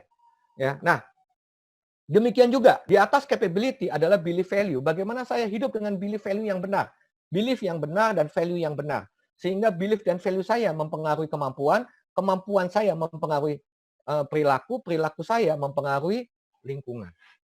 Nah, di atas yang lain, identity dan spiritual itu juga belief. Bedanya ini. Kalau belief dan value itu bicara mengenai saya yakin saya mampu bahasa Inggris, saya mampu berkomunikasi dengan orang lain. Saya punya kemampuan, ya saya punya belief bahwa orang-orang di sekitar saya adalah orang-orang yang baik, itu belief. Value. Value itu misalnya begini. Saya punya value adalah jujur nomor 1. Misalnya seperti itu. Artinya saya tidak akan menipu orang lain. Itu adalah value. Value itu mempengaruhi kemampuan saya. Untuk apa? Menghindari godaan. Wah, ada uang tercecer di jalan. Karena saya punya value kejujuran atau value tidak mau mengambil apa yang bukan hak saya, maka saya punya kemampuan menahan diri. Dan itu akan mempengaruhi pada perilaku saya. Dan pada akhirnya mempengaruhi lingkungan saya. Kalau belief value-nya nggak kuat, maka kita akan gampang digoyang kemampuan kita. Ada banyak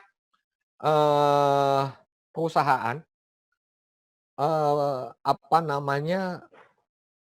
semua karyawannya itu rata-rata jujur, ya, dan punya komitmen yang tinggi dan punya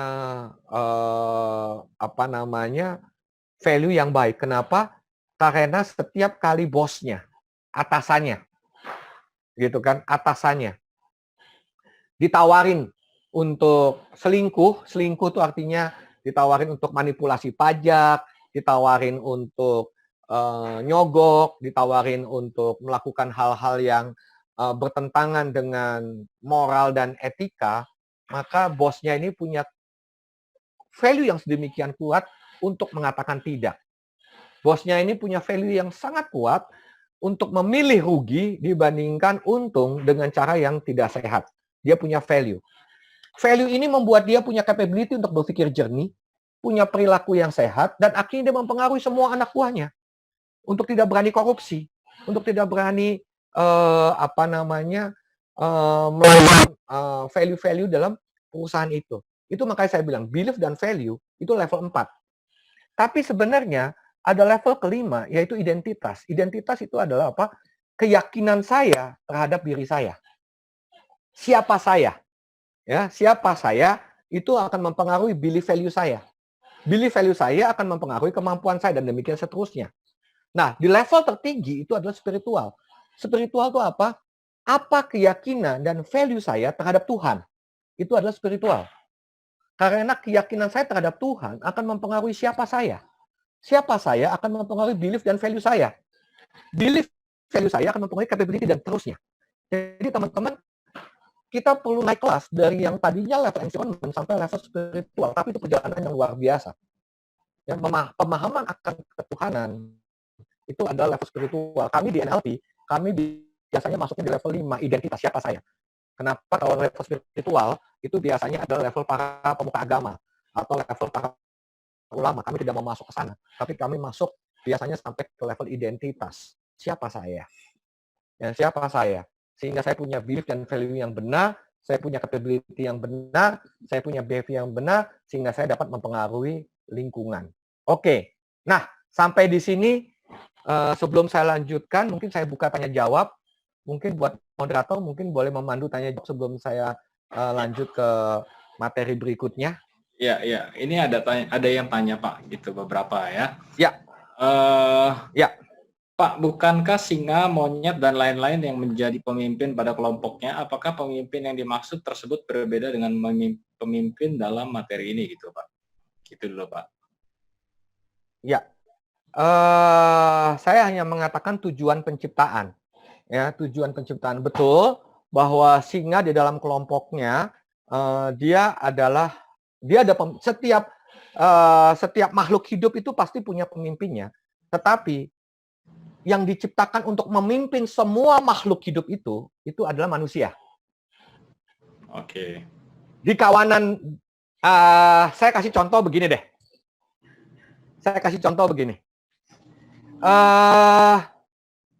Di Amerika itu ada banyak kawanan sapi, Pak Adit. Ya, ada kawanan sapi. Itu biasanya penggembala sapi itu ada ratusan ekor sapi. Gitu kan? Dan biasanya sapi itu dibawa ke padang gurun. Kalau teman-teman pernah nonton Marlboro Country, itu menarik tuh. Ya. Nah, di sana kalau sapi ini mau dibawa ke kandang, itu biasanya koboi ini pakai 2 ekor anjing.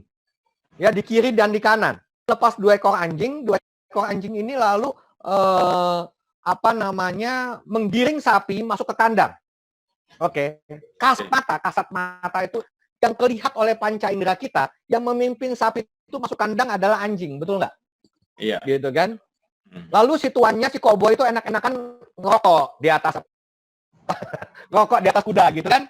Ya, dia melihat sapi-sapi itu dipimpin oleh anjing ke kandang, gitu kan?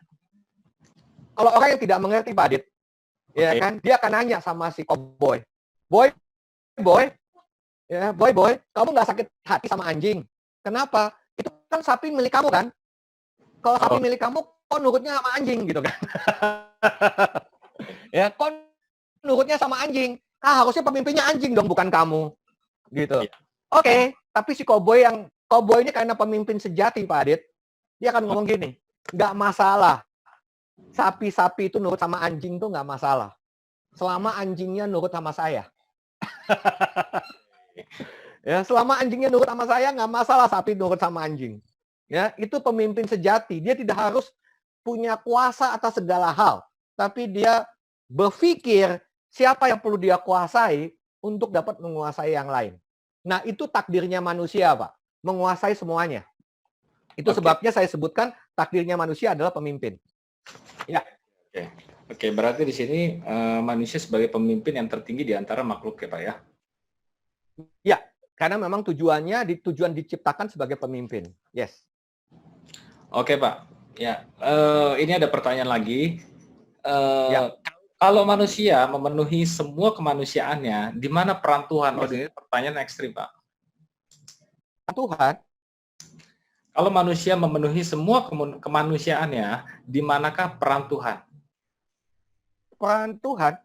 Ini sama pertanyaannya seperti ini. Kalau semua menteri memenuhi perannya sebagai menteri, di mana peran presiden? Ya dia yang mengatur semuanya. Pemimpin, oke, mungkin banyak orang tidak paham. Apa definisi pemimpin? Pemimpin itu adalah seseorang yang memimpin sesuatu pekerjaan, dan syarat menjadi pemimpin itu adalah patuh pada pimpinan. Teman-teman, seseorang yang tidak patuh pada pimpinan, maka dia tidak mungkin jadi pemimpin. Oke. Gitu. Dia tidak mungkin jadi pemimpin. Ya, teman-teman, semua pelatihan dasar kepemimpinan di seluruh dunia, ya, maka yang namanya LDK, latihan dasar kepemimpinan, itu ada 3, cuma 3, Pak Adit. Belajar taat, disiplin, dan tanggung jawab. Oke. Taat, disiplin, dan tanggung jawab. Kalau dia tidak taat, dia tidak disiplin, dia tidak tanggung jawab, maka dia tidak mungkin lolos yang namanya latihan dasar kepemimpinan. Kenapa? Karena seseorang yang tidak taat, dia akan dilatih menjadi diktator, bukan sebagai pemimpin. Dan manusia tidak diciptakan sebagai diktator. Manusia diciptakan sebagai pemimpin. Sehingga syarat pertama untuk dia mampu menjadi pemimpin adalah dia taat sama Tuhan. Oke. Ya, jadi pertanyaannya kalau semua manusia jadi pemimpin, lalu peran Tuhan di mana ya? Tuhan akan lebih mampu memimpin kita semua menuju apa yang dia mau, yang dia rencanakan. Oh, oke. Ya. Terjawab ya? Baik ya. Terjawab ya, Oke. Pak Daniel. Oke. Nah, ini masih ada pertanyaan Oke. lagi, Pak. Ini di sini mengenai belief ya. Mengenai belief itu gimana cara meningkatkan rasa percaya diri? Tadi Bapak bahas ada ada belief ya. Jadi bagaimana cara meningkatkan rasa percaya diri? Itu pertanyaannya, Pak. Oh, bagaimana meningkatkan rasa percaya diri? Bagaimana belief yang saya miliki dan menguatkan saya mencapai tujuan hidup? Iya, betul. Sederhana, Pak. Waspada dengan kata-kata yang masuk ke dalam pikiran perasaan Anda. Karena kata-kata itu yang membuat Anda tidak percaya diri. Kalau kata-katanya adalah penuh dengan kebohongan dan ilusi, itu pasti akan membuat belief Anda menjadi lemah. Dan itu membuat Anda tidak percaya diri. Jadi bagi teman-teman yang punya masalah dan kepercayaan diri, tolong analisa kata-kata apa yang masuk dalam pikiran perasaan Anda. Karena kalau kata-katanya penuh dengan kebohongan, dampaknya tidak percaya diri. Tapi kalau kata-katanya adalah murni kebenaran, kebenaran ini akan membebaskan Anda dari ketakutan. Kebenaran ini akan membebaskan Anda dari rasa bingung, khawatir, cemas. Kebenaran ini akan memerdekakan Anda sehingga Anda menjadi percaya diri dan akan membuat Anda mampu mencapai tujuan hidup Anda. Itu jawaban saya, Pak. Oke, super sekali. Bapak boleh kasih contohnya mungkin, Pak? Kasih contoh maksudnya? Yang realnya ini bagaimana kalau kita apa yang kita tangkap, itu apa yang kita pikirkan, kata-kata apa yang masuk dalam pikiran kita, itu menjadikan belief, Pak. Tekniknya sederhana, Pak.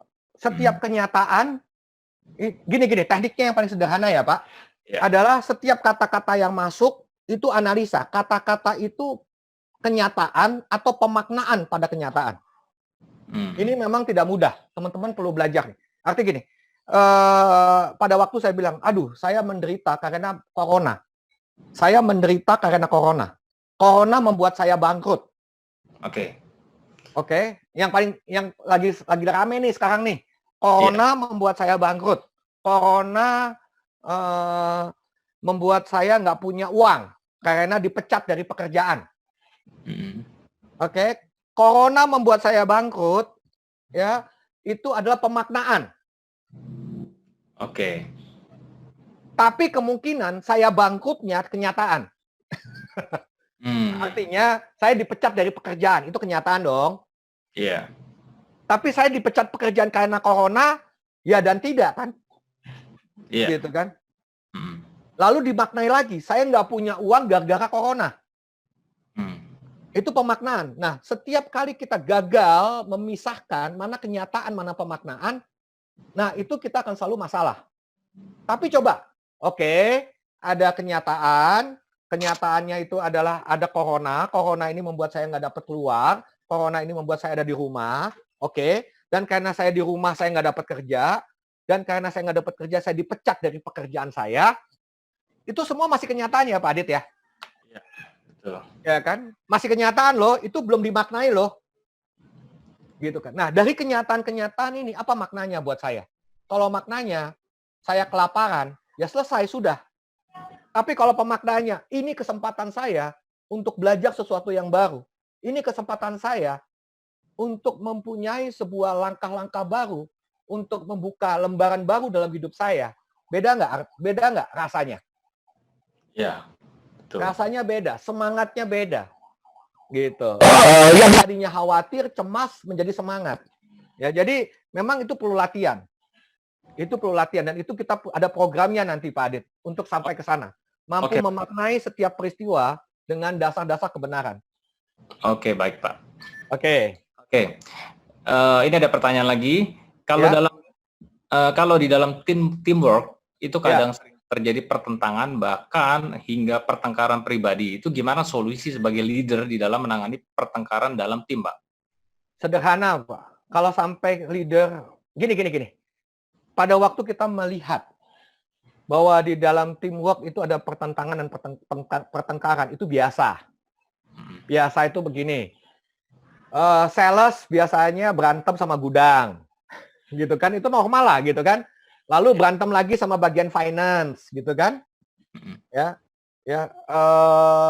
Sales bilang ini waktunya untuk kasihlah tanpa pinjaman 2 hari 3 hari. Finance bilang nggak boleh 1 hari aja.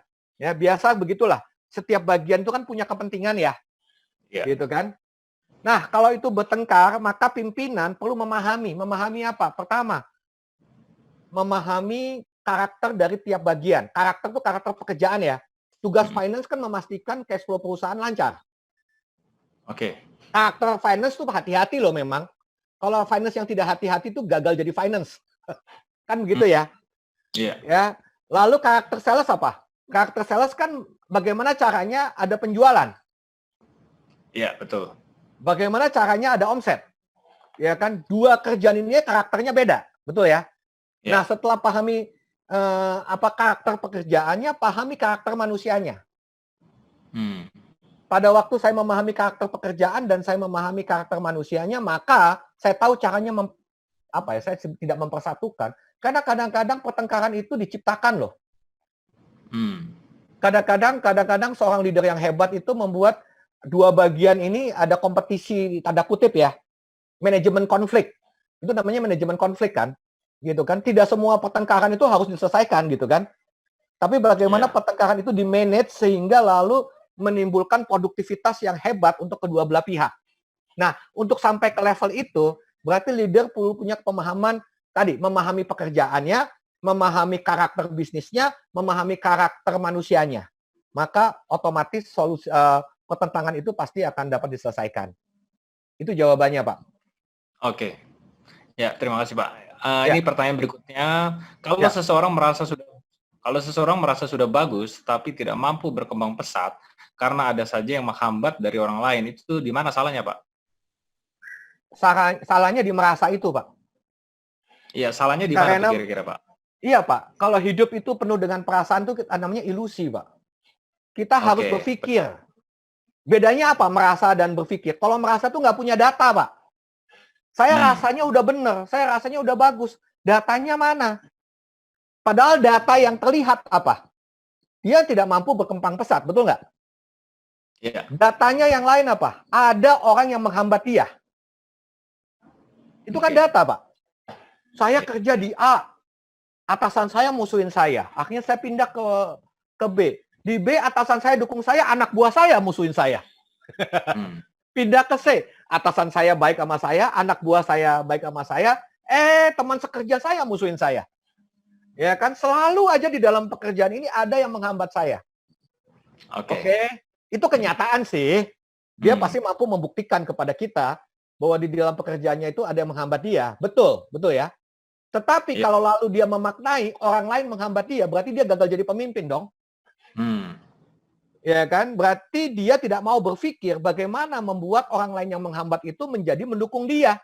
Salahnya apa? Salahnya di situ, Pak. Merasa sudah bagus, padahal belum bagus. Kalau dia sudah bagus, dia mampu membuat orang yang memusuhi dia jadi sekutu. Itu namanya bagus, Pak. Dia mampu membuat orang yang tadinya menghalangi dia menjadi mendukung dia. Dan itu kan semua ada tekniknya. Oke. Jadi perlu semuanya itu pakai pikiran, jangan baper, Pak. Betul ya, Pak? Iya. Baper itu kan levelnya, ya kalau bicara perasaan ya, Pak. Saya punya anjing di rumah juga, kalau nggak saya perhatiin juga ngambek, Pak. Terus apa bedanya kita sama anjing di rumah, Pak? Mohon maaf loh kalau tersinggung. Ya kan? Kalau kita manusia tuh nggak boleh gampang tersinggung. Kita segala sesuatunya pakai pikiran, kan? Iya, oke. pikiran untuk mengendalikan perasaan ya. Pikiran untuk mengendalikan perasaan. Bukan tanpa perasaan loh ya. Tolong dibedakan loh antara tidak berperasaan sama bagaimana menggunakan pikiran untuk mengelola perasaan. Itu beda sekali maknanya loh. Kita boleh punya perasaan dan memang harus punya perasaan. Bukan berarti kita tidak boleh pakai perasaan, itu salah lagi, salah makna. Oke. Gunakan pikiran kita untuk mengelola perasaan kita. Itu yang saya maksudkan. Oke, baik. Ya. Oke. Ada lagi Pak pertanyaannya? Ini Ya. kalau tidak salah didengar tadi Bapak sempat menyebutkan kata bahagia. Jadi Ya. ada yang tanya Pak, ini apa definisi bahagia menurut Bapak? Oke. Bahagia menurut saya. Jadi kalau definisi bahagia itu semua definisi ada kata adalah ya Pak. Iya. Jadi bagi saya bahagia adalah sebuah perasaan yang membuat saya senang, yang membuat saya relax, yang membuat saya penuh daya guna untuk bekerja. Dengan semangat, dengan rasa senang. Ya, jadi dalam bahasa lain, bahagia adalah sebuah kondisi di mana saya menyenangi semua yang ada dalam kehidupan saya. Baik pekerjaan, keluarga, kehidupan, dan sebagainya. Itu definisi bahagia. Oh, oke. Nah, kalau pertanyaannya bagaimana supaya bahagia, ya, adalah dengan cara saya selalu melihat pemaknaan-pemaknaan dari setiap peristiwa yang terjadi dalam hidup saya. Oke. Gitu. Itu caranya. Oke. Ya. Baik. Pertanyaan selanjutnya, ini apakah ada pemimpin yang memiliki semua karakteristik kepemimpinan seperti demikian? Karena pastinya selalu berbenturan dengan keterbatasan manusiawinya. Ini menarik pertanyaannya. Apa keterbatasan manusiawi? Karena yang saya sampaikan dari tadi adalah 4 skill, yaitu skill yang namanya soft skill, strategic thinking skill, systemic thinking skill, dan relational skill. Dan 4 itu adalah skillnya manusia. Justru skill ini yang harus dieksplor. Mungkin saya boleh minta tolong kepada Pak Stef Pariera untuk menjelaskan lebih detail apa yang dia maksud, apa yang beliau maksud. Oke, Pak. Sehingga dimaksud berbenturan dengan keterbatasan manusianya.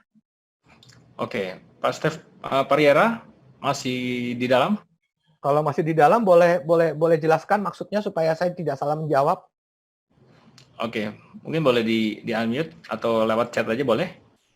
Boleh lewat chat, boleh di unmute. Kalau di unmute mungkin bisa dapat lebih langsung kali ya Pak, biar saya juga dapat mengerti pertanyaannya dengan lebih akurat. Oh ya, baik Pak, terima kasih. Ya, terima kasih Pak Pariera. Ya, baik. Kalau dari penjelasan Bapak tadi itu mengenai leadership ya, kepemimpinan, Yes. itu mungkin dalam kehidupan kita sehari-hari pasti kita menemukan orang-orang yang sudah menjadi pemimpin, tetapi belum tentu memiliki karakteristik kepemimpinan seluruhnya, seperti yang Bapak jelaskan. Kalau misalnya berkaitan dengan skill-skill itu juga, saya juga yakin pasti tidak semua pemimpin memiliki salah satu dari beberapa skill itu. Yes. Nah, jadi untuk mencapai true leader itu mungkin sangat sulit. Nah, jadi apa yang bisa kita lakukan cukup menjadi pemimpin yang baik saja. Seperti itu, Pak. Oke, ya Pak, tolak ukurnya tadi Pak. Tolak ukurnya adalah 1. Ya kan, saya mampu menyelesaikan setiap permasalahan dalam hidup saya. Ya, kalau saya sudah mampu menyelesaikan setiap permasalahan, maka saya sudah naik kelas. Tapi mungkin saya ingin membahasakan kepada Bapak begini. Ini adalah sebuah perjalanan ya Pak. Menjadi true leader itu bukan akhir. Jadi saya tidak mengatakan bahwa true leader ini adalah sebuah akhir dari sebuah proses. No. Yang saya maksudkan Pak Pariera, bahwa menjadi true leader itu adalah sebuah keputusan untuk berjalan naik kelas, Pak. Gitu kan. Jadi true leader itu bukan kita kalau kita sekolah ya, Pak. Ada SD kelas 1, kelas 2, ada SMP, ada SMA, ada kuliah, S1, S2, S3. Betul ya, Pak ya? Ya, saya tidak mengatakan true leader itu harus S3 atau S4. No. Perjalanan saya naik kelas 1 ke kelas 2, kelas 2 ke kelas 3, proses perjalanan itulah yang saya sebut sebagai true leader, leader yang sejati, di mana ada perjalanan di sana. Nah, apa yang menjadi tolak ukurnya? Tolak ukurnya tadi, Pak, bagaimana saya mampu melihat kebenaran dalam hidup saya, bagaimana saya melatih 4 skill tadi, gitu kan? Nah, kalau 4 skill tadi saya kuasai, nanti tolak ukurnya apa? Tolak ukurnya apa? Masalah saya selesai, Pak. Masalah yang tadinya berat jadi ringan, ya kan? Lalu ucapan saya yang tadinya tidak terjadi menjadi terjadi. Saya kasih contoh ya, Pak. Begini. Seorang polisi namanya Kapolsek, bukan namanya. Dia menjadi kepala polsek. Dia menguasai segala sesuatu yang ada di polseknya. Dia true leader nggak? True leader loh, Pak. Ya, true leadernya apa? Dia menjadi kepala polsek. Oke? Tapi kalau dia mencoba menjadi memerintah di Polda, ya pasti nggak jadi, Pak. Kenapa? Karena dia levelnya masih di polsek. Dia harus tahu diri, Pak. Waduh, saya ini kapolsek nih. Kalau di polseknya saya merintah. Tapi kalau saya di Polda, ya saya nurut sama perintah. Itu aja sudah true leader loh, Pak. Gitu. Itu aja sudah true leader loh, Pak. Saya mau naik kelas nih dari jabatan polsek jadi Polda. Ya kan? Kan saya sekolah lagi. Yang namanya Sespim, sekolah pimpinan. Gitu kan? Jadi bukan berarti disebut true leader itu kalau sudah jadi Kapolri, Pak. No.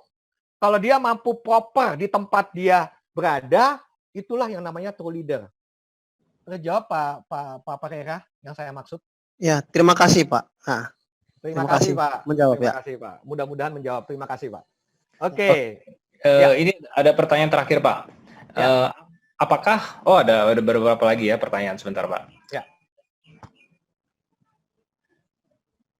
Apakah ada faktor-faktor yang menghambat seseorang memiliki self mastery maupun skill di dalam relation? Ya, faktor utamanya adalah nggak waspada dengan kata-kata yang masuk dalam pikiran perasaannya, Pak. Itu yang pertama. Nggak waspada, Pasti ya? dimulai dari situ, Pak. Kegagalan saya menganalisa, memahami pemaknaan dari kata-kata yang masuk dalam pikiran perasaan saya. Lalu yang kedua pada waktu yang kedua adalah karena kita terlalu memanjakan hawa nafsu, Pak. Jadi pada waktu saya terlalu fokus pada hawa nafsu saya, pasti saya gagal, Pak. Untuk mengendalikan hidup saya. Gitu kan. Karena gini loh. Saya kasih gambaran gini, Pak. Saya suka makan. Saya suka makan nasi. Kalau saya nggak kendalikan, Pak, dari 1 piring jadi 2 piring loh, Pak. Jadi 3 piring. Nggak pernah cukup loh manusia itu. Gitu. Saya itu paling menghindari yang namanya all you can eat, Pak. Kenapa? Karena kalau saya makan all you can eat, Pak, hari ini saya makan 1 piring, 2 piring. Besok saya pengen makan 3 piring, Pak. Kayaknya ada yang kurang deh kalau saya nggak 3 piring. Kalau saya mampu makan 3 piring itu rasanya, wih, menang gitu ya, Pak. Terus pengen lagi jadi 4 piring, Pak.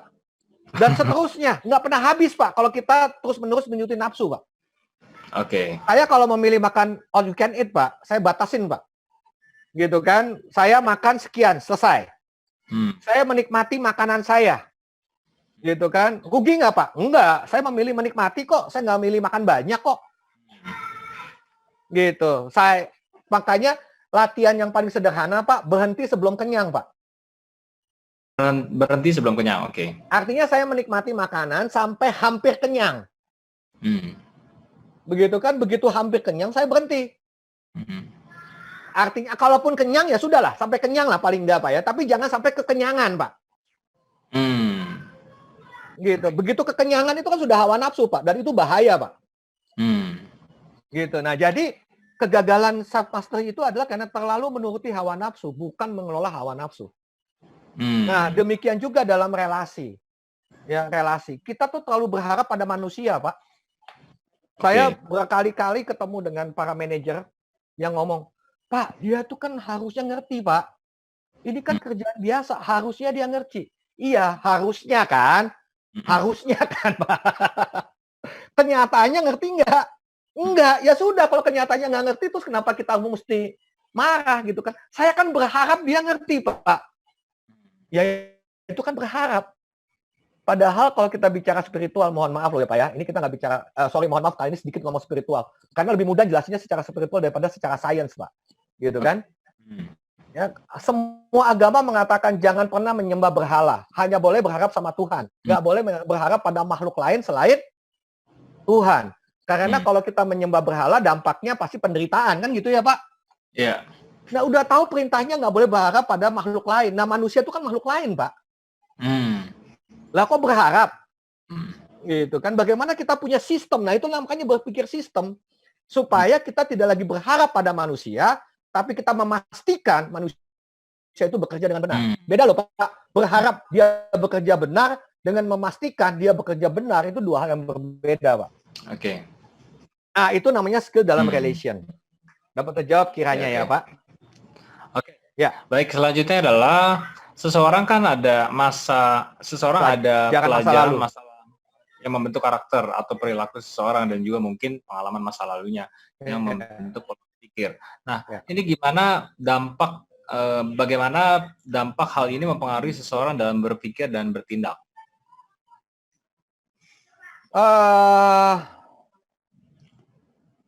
Yang mungkin pengalaman masa lalu yang membentuk pola pikir. Oke, sorry, saya baca juga ya. Bagaimana dampak dari masa lalu ya, Pak? Iya. Oke, dampak dari masa lalu tergantung dari pemaknaan dia terhadap masa lalu, Pak. Kalau dia memaknainya dengan cara yang keliru atau ilusi, contoh ya, Pak, yang saya kasih contoh gampang deh, Pak. Contohnya, Pak. Seseorang yang selalu ditipu sama tiap kali pacaran selalu dibohongin. Waduh, ada yang begitu ya, Pak ya?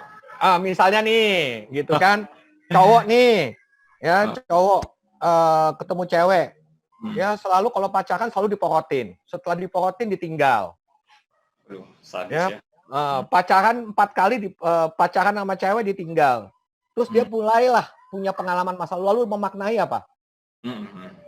Tidak ada wanita yang dapat dipercaya. Lalu kalau dia pelajaran masa lalunya adalah tidak ada wanita yang dapat dipercaya. Hanya laki-laki yang dapat dipercaya. Mulai hari ini saya memutuskan untuk tidak lagi menjalin hubungan dengan wanita. Bahaya dong, Pak. Ya itu kan makanya kan bagaimana saya memaknai dengan pengalaman masa lalu. Kalau pemaknaannya keliru, dia tidak bicara saya yang bertanggung jawab kenapa itu terjadi. Tapi saya berharap orang lain bertanggung jawab apa yang terjadi pada hidup saya. Itu pasti dampaknya akan penderitaan luar biasa. Oke. Ya, mungkin asal muasalnya jadi seperti itu ya, Pak ya? Ya. Oke, clear, Pak. Oke, ada lagi? Pertanyaan selanjutnya ada psikolog bilang jika kita bicara dengan anak kita ternyata menimbulkan dampak psikologis bagi anak tersebut yang membangun atau menghambat. Bagaimana seseorang dapat tahu perilaku sekarang ini dalam pekerjaan ada hubungannya dengan masa lalu dan bagaimana solusinya karena ini sering tidak disadari? Ya Pak, gini.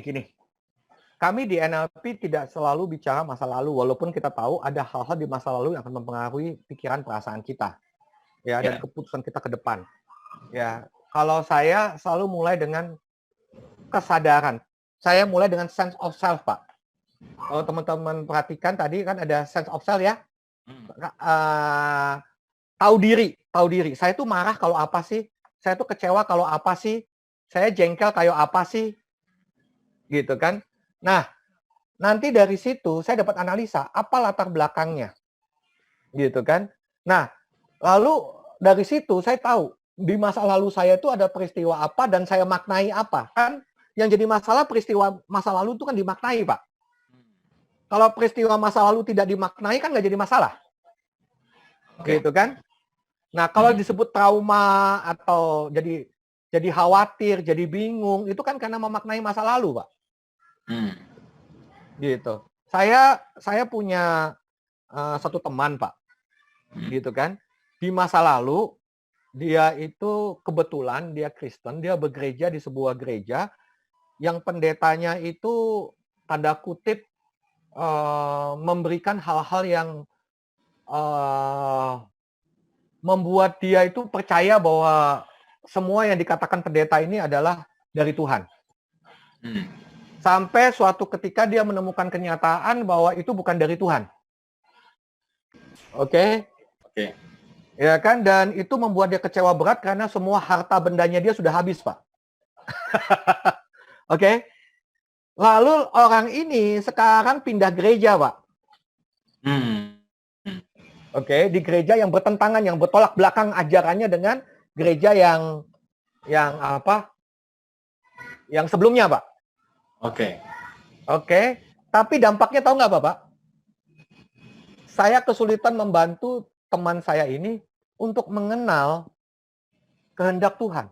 Karena padahal ini penting loh Pak, semua agama pasti mengajarkan bahwa setiap manusia itu perlu belajar mengenal penciptanya. Agama apapun diajarin itu loh Pak. Iya, Gitu iya. loh. Bagaimana saya mengenal pencipta kita? Ya dengan caranya masing-masing tentunya ya Pak. Gitu kan? Tapi karena punya pengalaman seperti itu membuat dia tidak berani mengenal pencipta, Pak. Luar biasa loh, Pak. Nah, paham ya, Pak? Iya, iya. Jadi dia merasa bahwa kalau berusaha untuk mengenal kehendak Tuhan itu kayaknya nggak mungkin, kayaknya itu palsu dan sebagainya. Gitu kan? Akibatnya apa? Akhirnya dia berpikir sendiri, melakukan sendiri, dia berhenti mencari kehendak Tuhan. Penderitaannya luar biasa nggak, Pak? Iya. Luar biasa. Jadinya nggak percaya diri loh, Pak. Jadi kehilangan kepercayaan dirinya luar biasa. Jatuhnya luar biasa. Nah, solusinya apa? Pahami bahwa masa lalu adalah masa lalu, berikan makna yang benar, dan move on. Gitu. Oke. Itu caranya, Pak. Oke, Pak. Nah, ini ada pertanyaan terakhir, bagaimana cara kita dapat memaknai sesuatu dengan benar? Apakah ada hubungannya dengan perilaku atau kebiasaan yang kita telah lakukan selama ini? Hubungan yang paling, kalau kita bicara memaknai ya Pak, kalimatnya memaknai ya Pak. Halo? Iya Pak. Iya kan? Maka jawabannya adalah kata-kata. Bagaimana cara kita dalam memaknai sesuatu dengan benar? Pelajari kata-kata yang masuk dalam pikiran perasaan saya. Oke. Gitu kan? Kata-kata inilah kita perlu analisa. Ini adalah kenyataan atau saya sudah maknai. Belajar dulu. Kata-kata yang masuk ini kenyataan ataukah sudah saya maknai. Gitu kan? Nah, setelah saya tahu, sudah saya maknai, analisa. Pemaknaannya ini benar atau ilusi. Karena kata-kata ini yang membentuk perilaku, Pak. Oh, oke. Ya, kata-kata ini yang membentuk kebiasaan kita, Pak. Gitu. Maka masuklah mulai dari kata-kata. Itu jawabannya, Pak. Oke, jadi segala sesuatu itu masuk dari kata-kata, kita analisa ya, Pak ya? Iya, Pak. Semua itu dimulai dari kata-kata, Pak. Dan kalau kita bicara dalam konteks spiritual, semuanya juga baik Kristen maupun Muslim, Pak. Itu semuanya dimulai dengan kata, Pak. Tuhan berfirman itu kan berkata, Pak. Iya, oke. Kadang-kadang manusia itu spontan, Pak. Begitu masuk kata-katanya langsung bertindak gitu. Apalagi kalau dipenuhi dengan emosi gitu, Pak. Betul. Sering begitu, Pak. Itu padahal kita perlu paham, Pak. Kata yang punya kuasa itu kata-kata loh, Pak. Gitu. Yang punya kuasa itu kata-kata. Tidak waspada dengan kata-kata itu sangat rawan terjadi penyalahgunaan kekuasaan dan berdampak diri kita akan menderita luar biasa. Oke. Ya. Clear, Pak. Ya.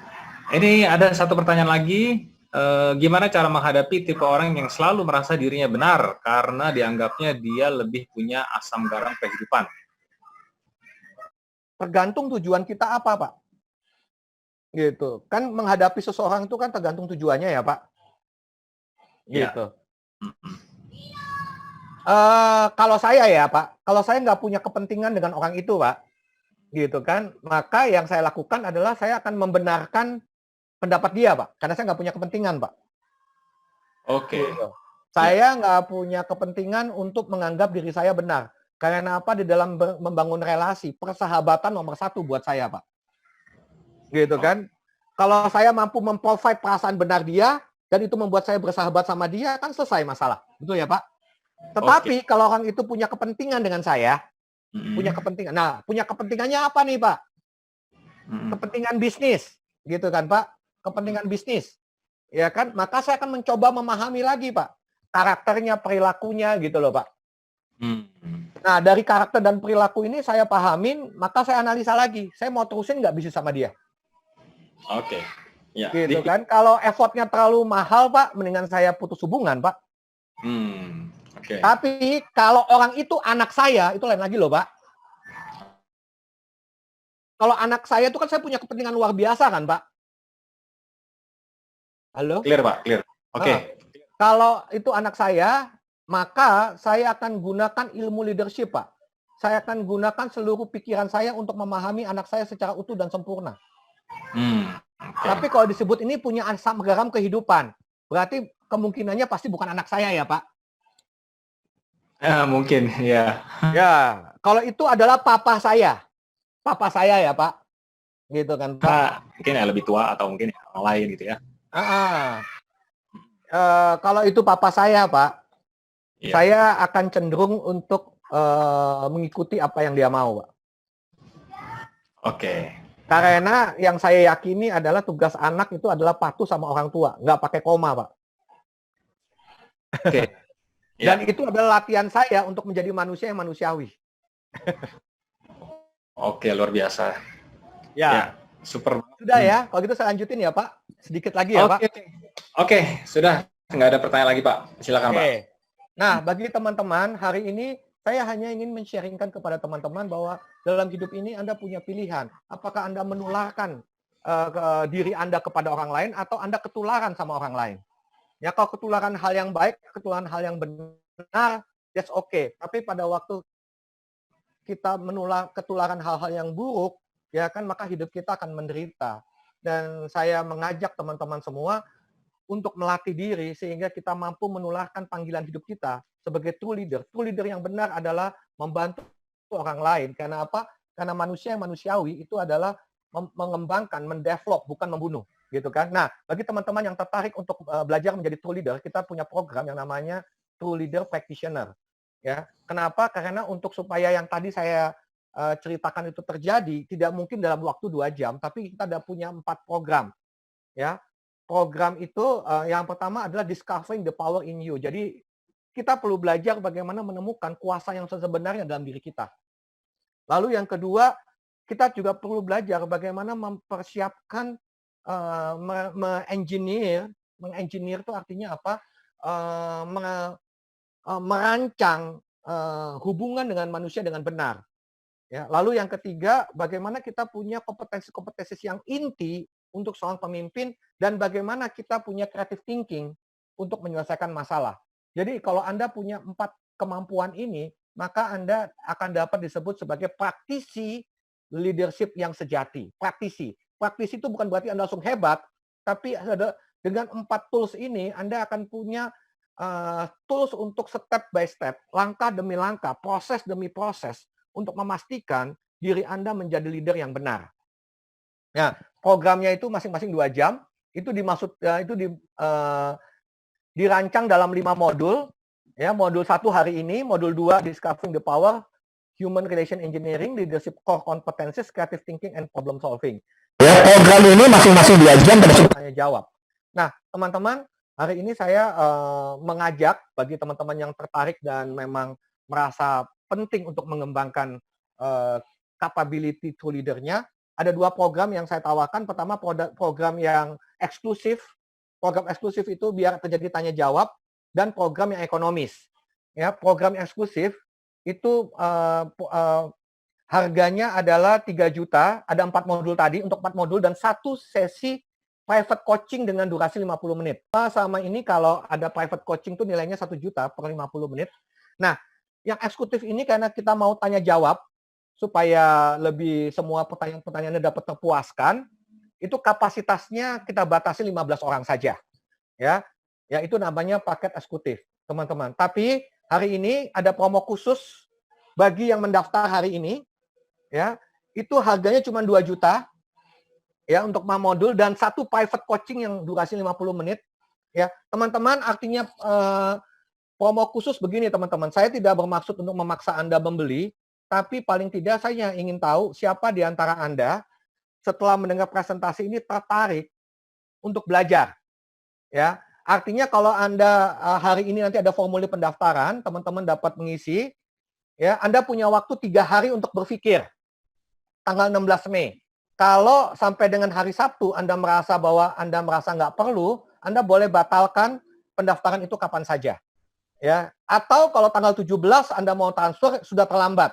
Artinya promo ini tidak berlaku. Jadi promo ini berlaku bagi satu yang mendaftar hari ini, dan yang kedua Anda merasa sudah yakin dan mentransfernya sebelum tanggal 16 Mei 2020, hari Sabtu 3 hari lagi. Ya, itu adalah untuk yang eksklusif. Tapi bagi teman-teman yang pengen yang ekonomis, kita ada program namanya paket reguler. Paket reguler ini pendidikannya 800.000, sama untuk 4 modul, hanya bedanya kapasitasnya 100 orang. Ya, kapasitasnya 100 orang, ya, harganya 800.000, 4 jam, 4 modul, per modulnya 2 jam. Tapi kembali lagi untuk yang hari ini daftar, jadi teman-teman hari ini kalau Anda merasa saya pengen belajar tapi ragu-ragu, Anda boleh daftar dulu. Gitu kan? Anda boleh daftar dulu karena harganya untuk yang daftar hari ini adalah 500.000 untuk 4 modul. Ya, sama. Setelah itu Anda punya waktu 3 hari untuk berpikir. Kalau Anda merasa mau membatalkan pendaftarannya silahkan. Ya, tapi kalau Anda merasa yakin Anda mau belajar leadership practice ini menjadi praktisi NLP True Leader ini, ya, Anda boleh transfer biaya pendaftaran ini ke Pak Muhammad Yasin sebelum paling lambat hari Sabtu tanggal 16 Mei. Ya, nah, untuk yang reguler kelasnya itu dimulai tanggal 28 Mei hari Kamis. Anda boleh catat, teman-teman. Ya, hari Kamis tanggal 28 Mei kita mulai jam 3 sore. Ya, setelah itu modul 3-nya tanggal 4 Juni hari Kamis jam 3, itu setiap hari Kamis. Ya, mulai tanggal 28 Mei, lalu seminggu kemudian tanggal 4 Juni, lalu modul 4-nya hari Kamis lagi tanggal 11 Juni, dan modul 5 terakhir 18 Juni, ya, semuanya jam 3 sore. Ya, bagi teman-teman yang berminat, Anda boleh daftar. Ya, Anda boleh mengisi formulir pendaftaran. Nah, formulir pendaftaran, sebelum ke sana, bagi teman-teman yang ingin coaching pribadi dengan saya, itu ini ada biayanya. Kemarin ada beberapa yang nanya soalnya. Ya, jadi kalau 50 menit itu tadi 1 juta. Makanya kalau Anda ikut yang program eksekutif itu yang 1 jutanya ini gratis. Ya kan, kalau yang 100 menit itu 1,5 juta, Anda boleh lihat. Oke, ini hanya informasi saja. Nah, bagi teman-teman yang mau ikut training tadi, pelatihan NLP Practitioner, boleh catat untuk pendaftaran ke Pak Yasin atau Bu Novi. Ya, ini nomor teleponnya 0815 1901 4760 atau ke Bu Novi 0812 994 8394. Bagi teman-teman yang berminat untuk mendaftar. Ya, karena nanti formulir pendaftaran akan diberikan oleh Pak Yasin dan Bu Novi. Jadi caranya adalah Anda WA ke Pak Yasin atau Bu Novi, hanya mengatakan begini, Pak, saya mau minta formulir pendaftaran. Nah, nanti formulir pendaftaran itu akan disampaikan oleh Pak Yasin dan Bu Novi.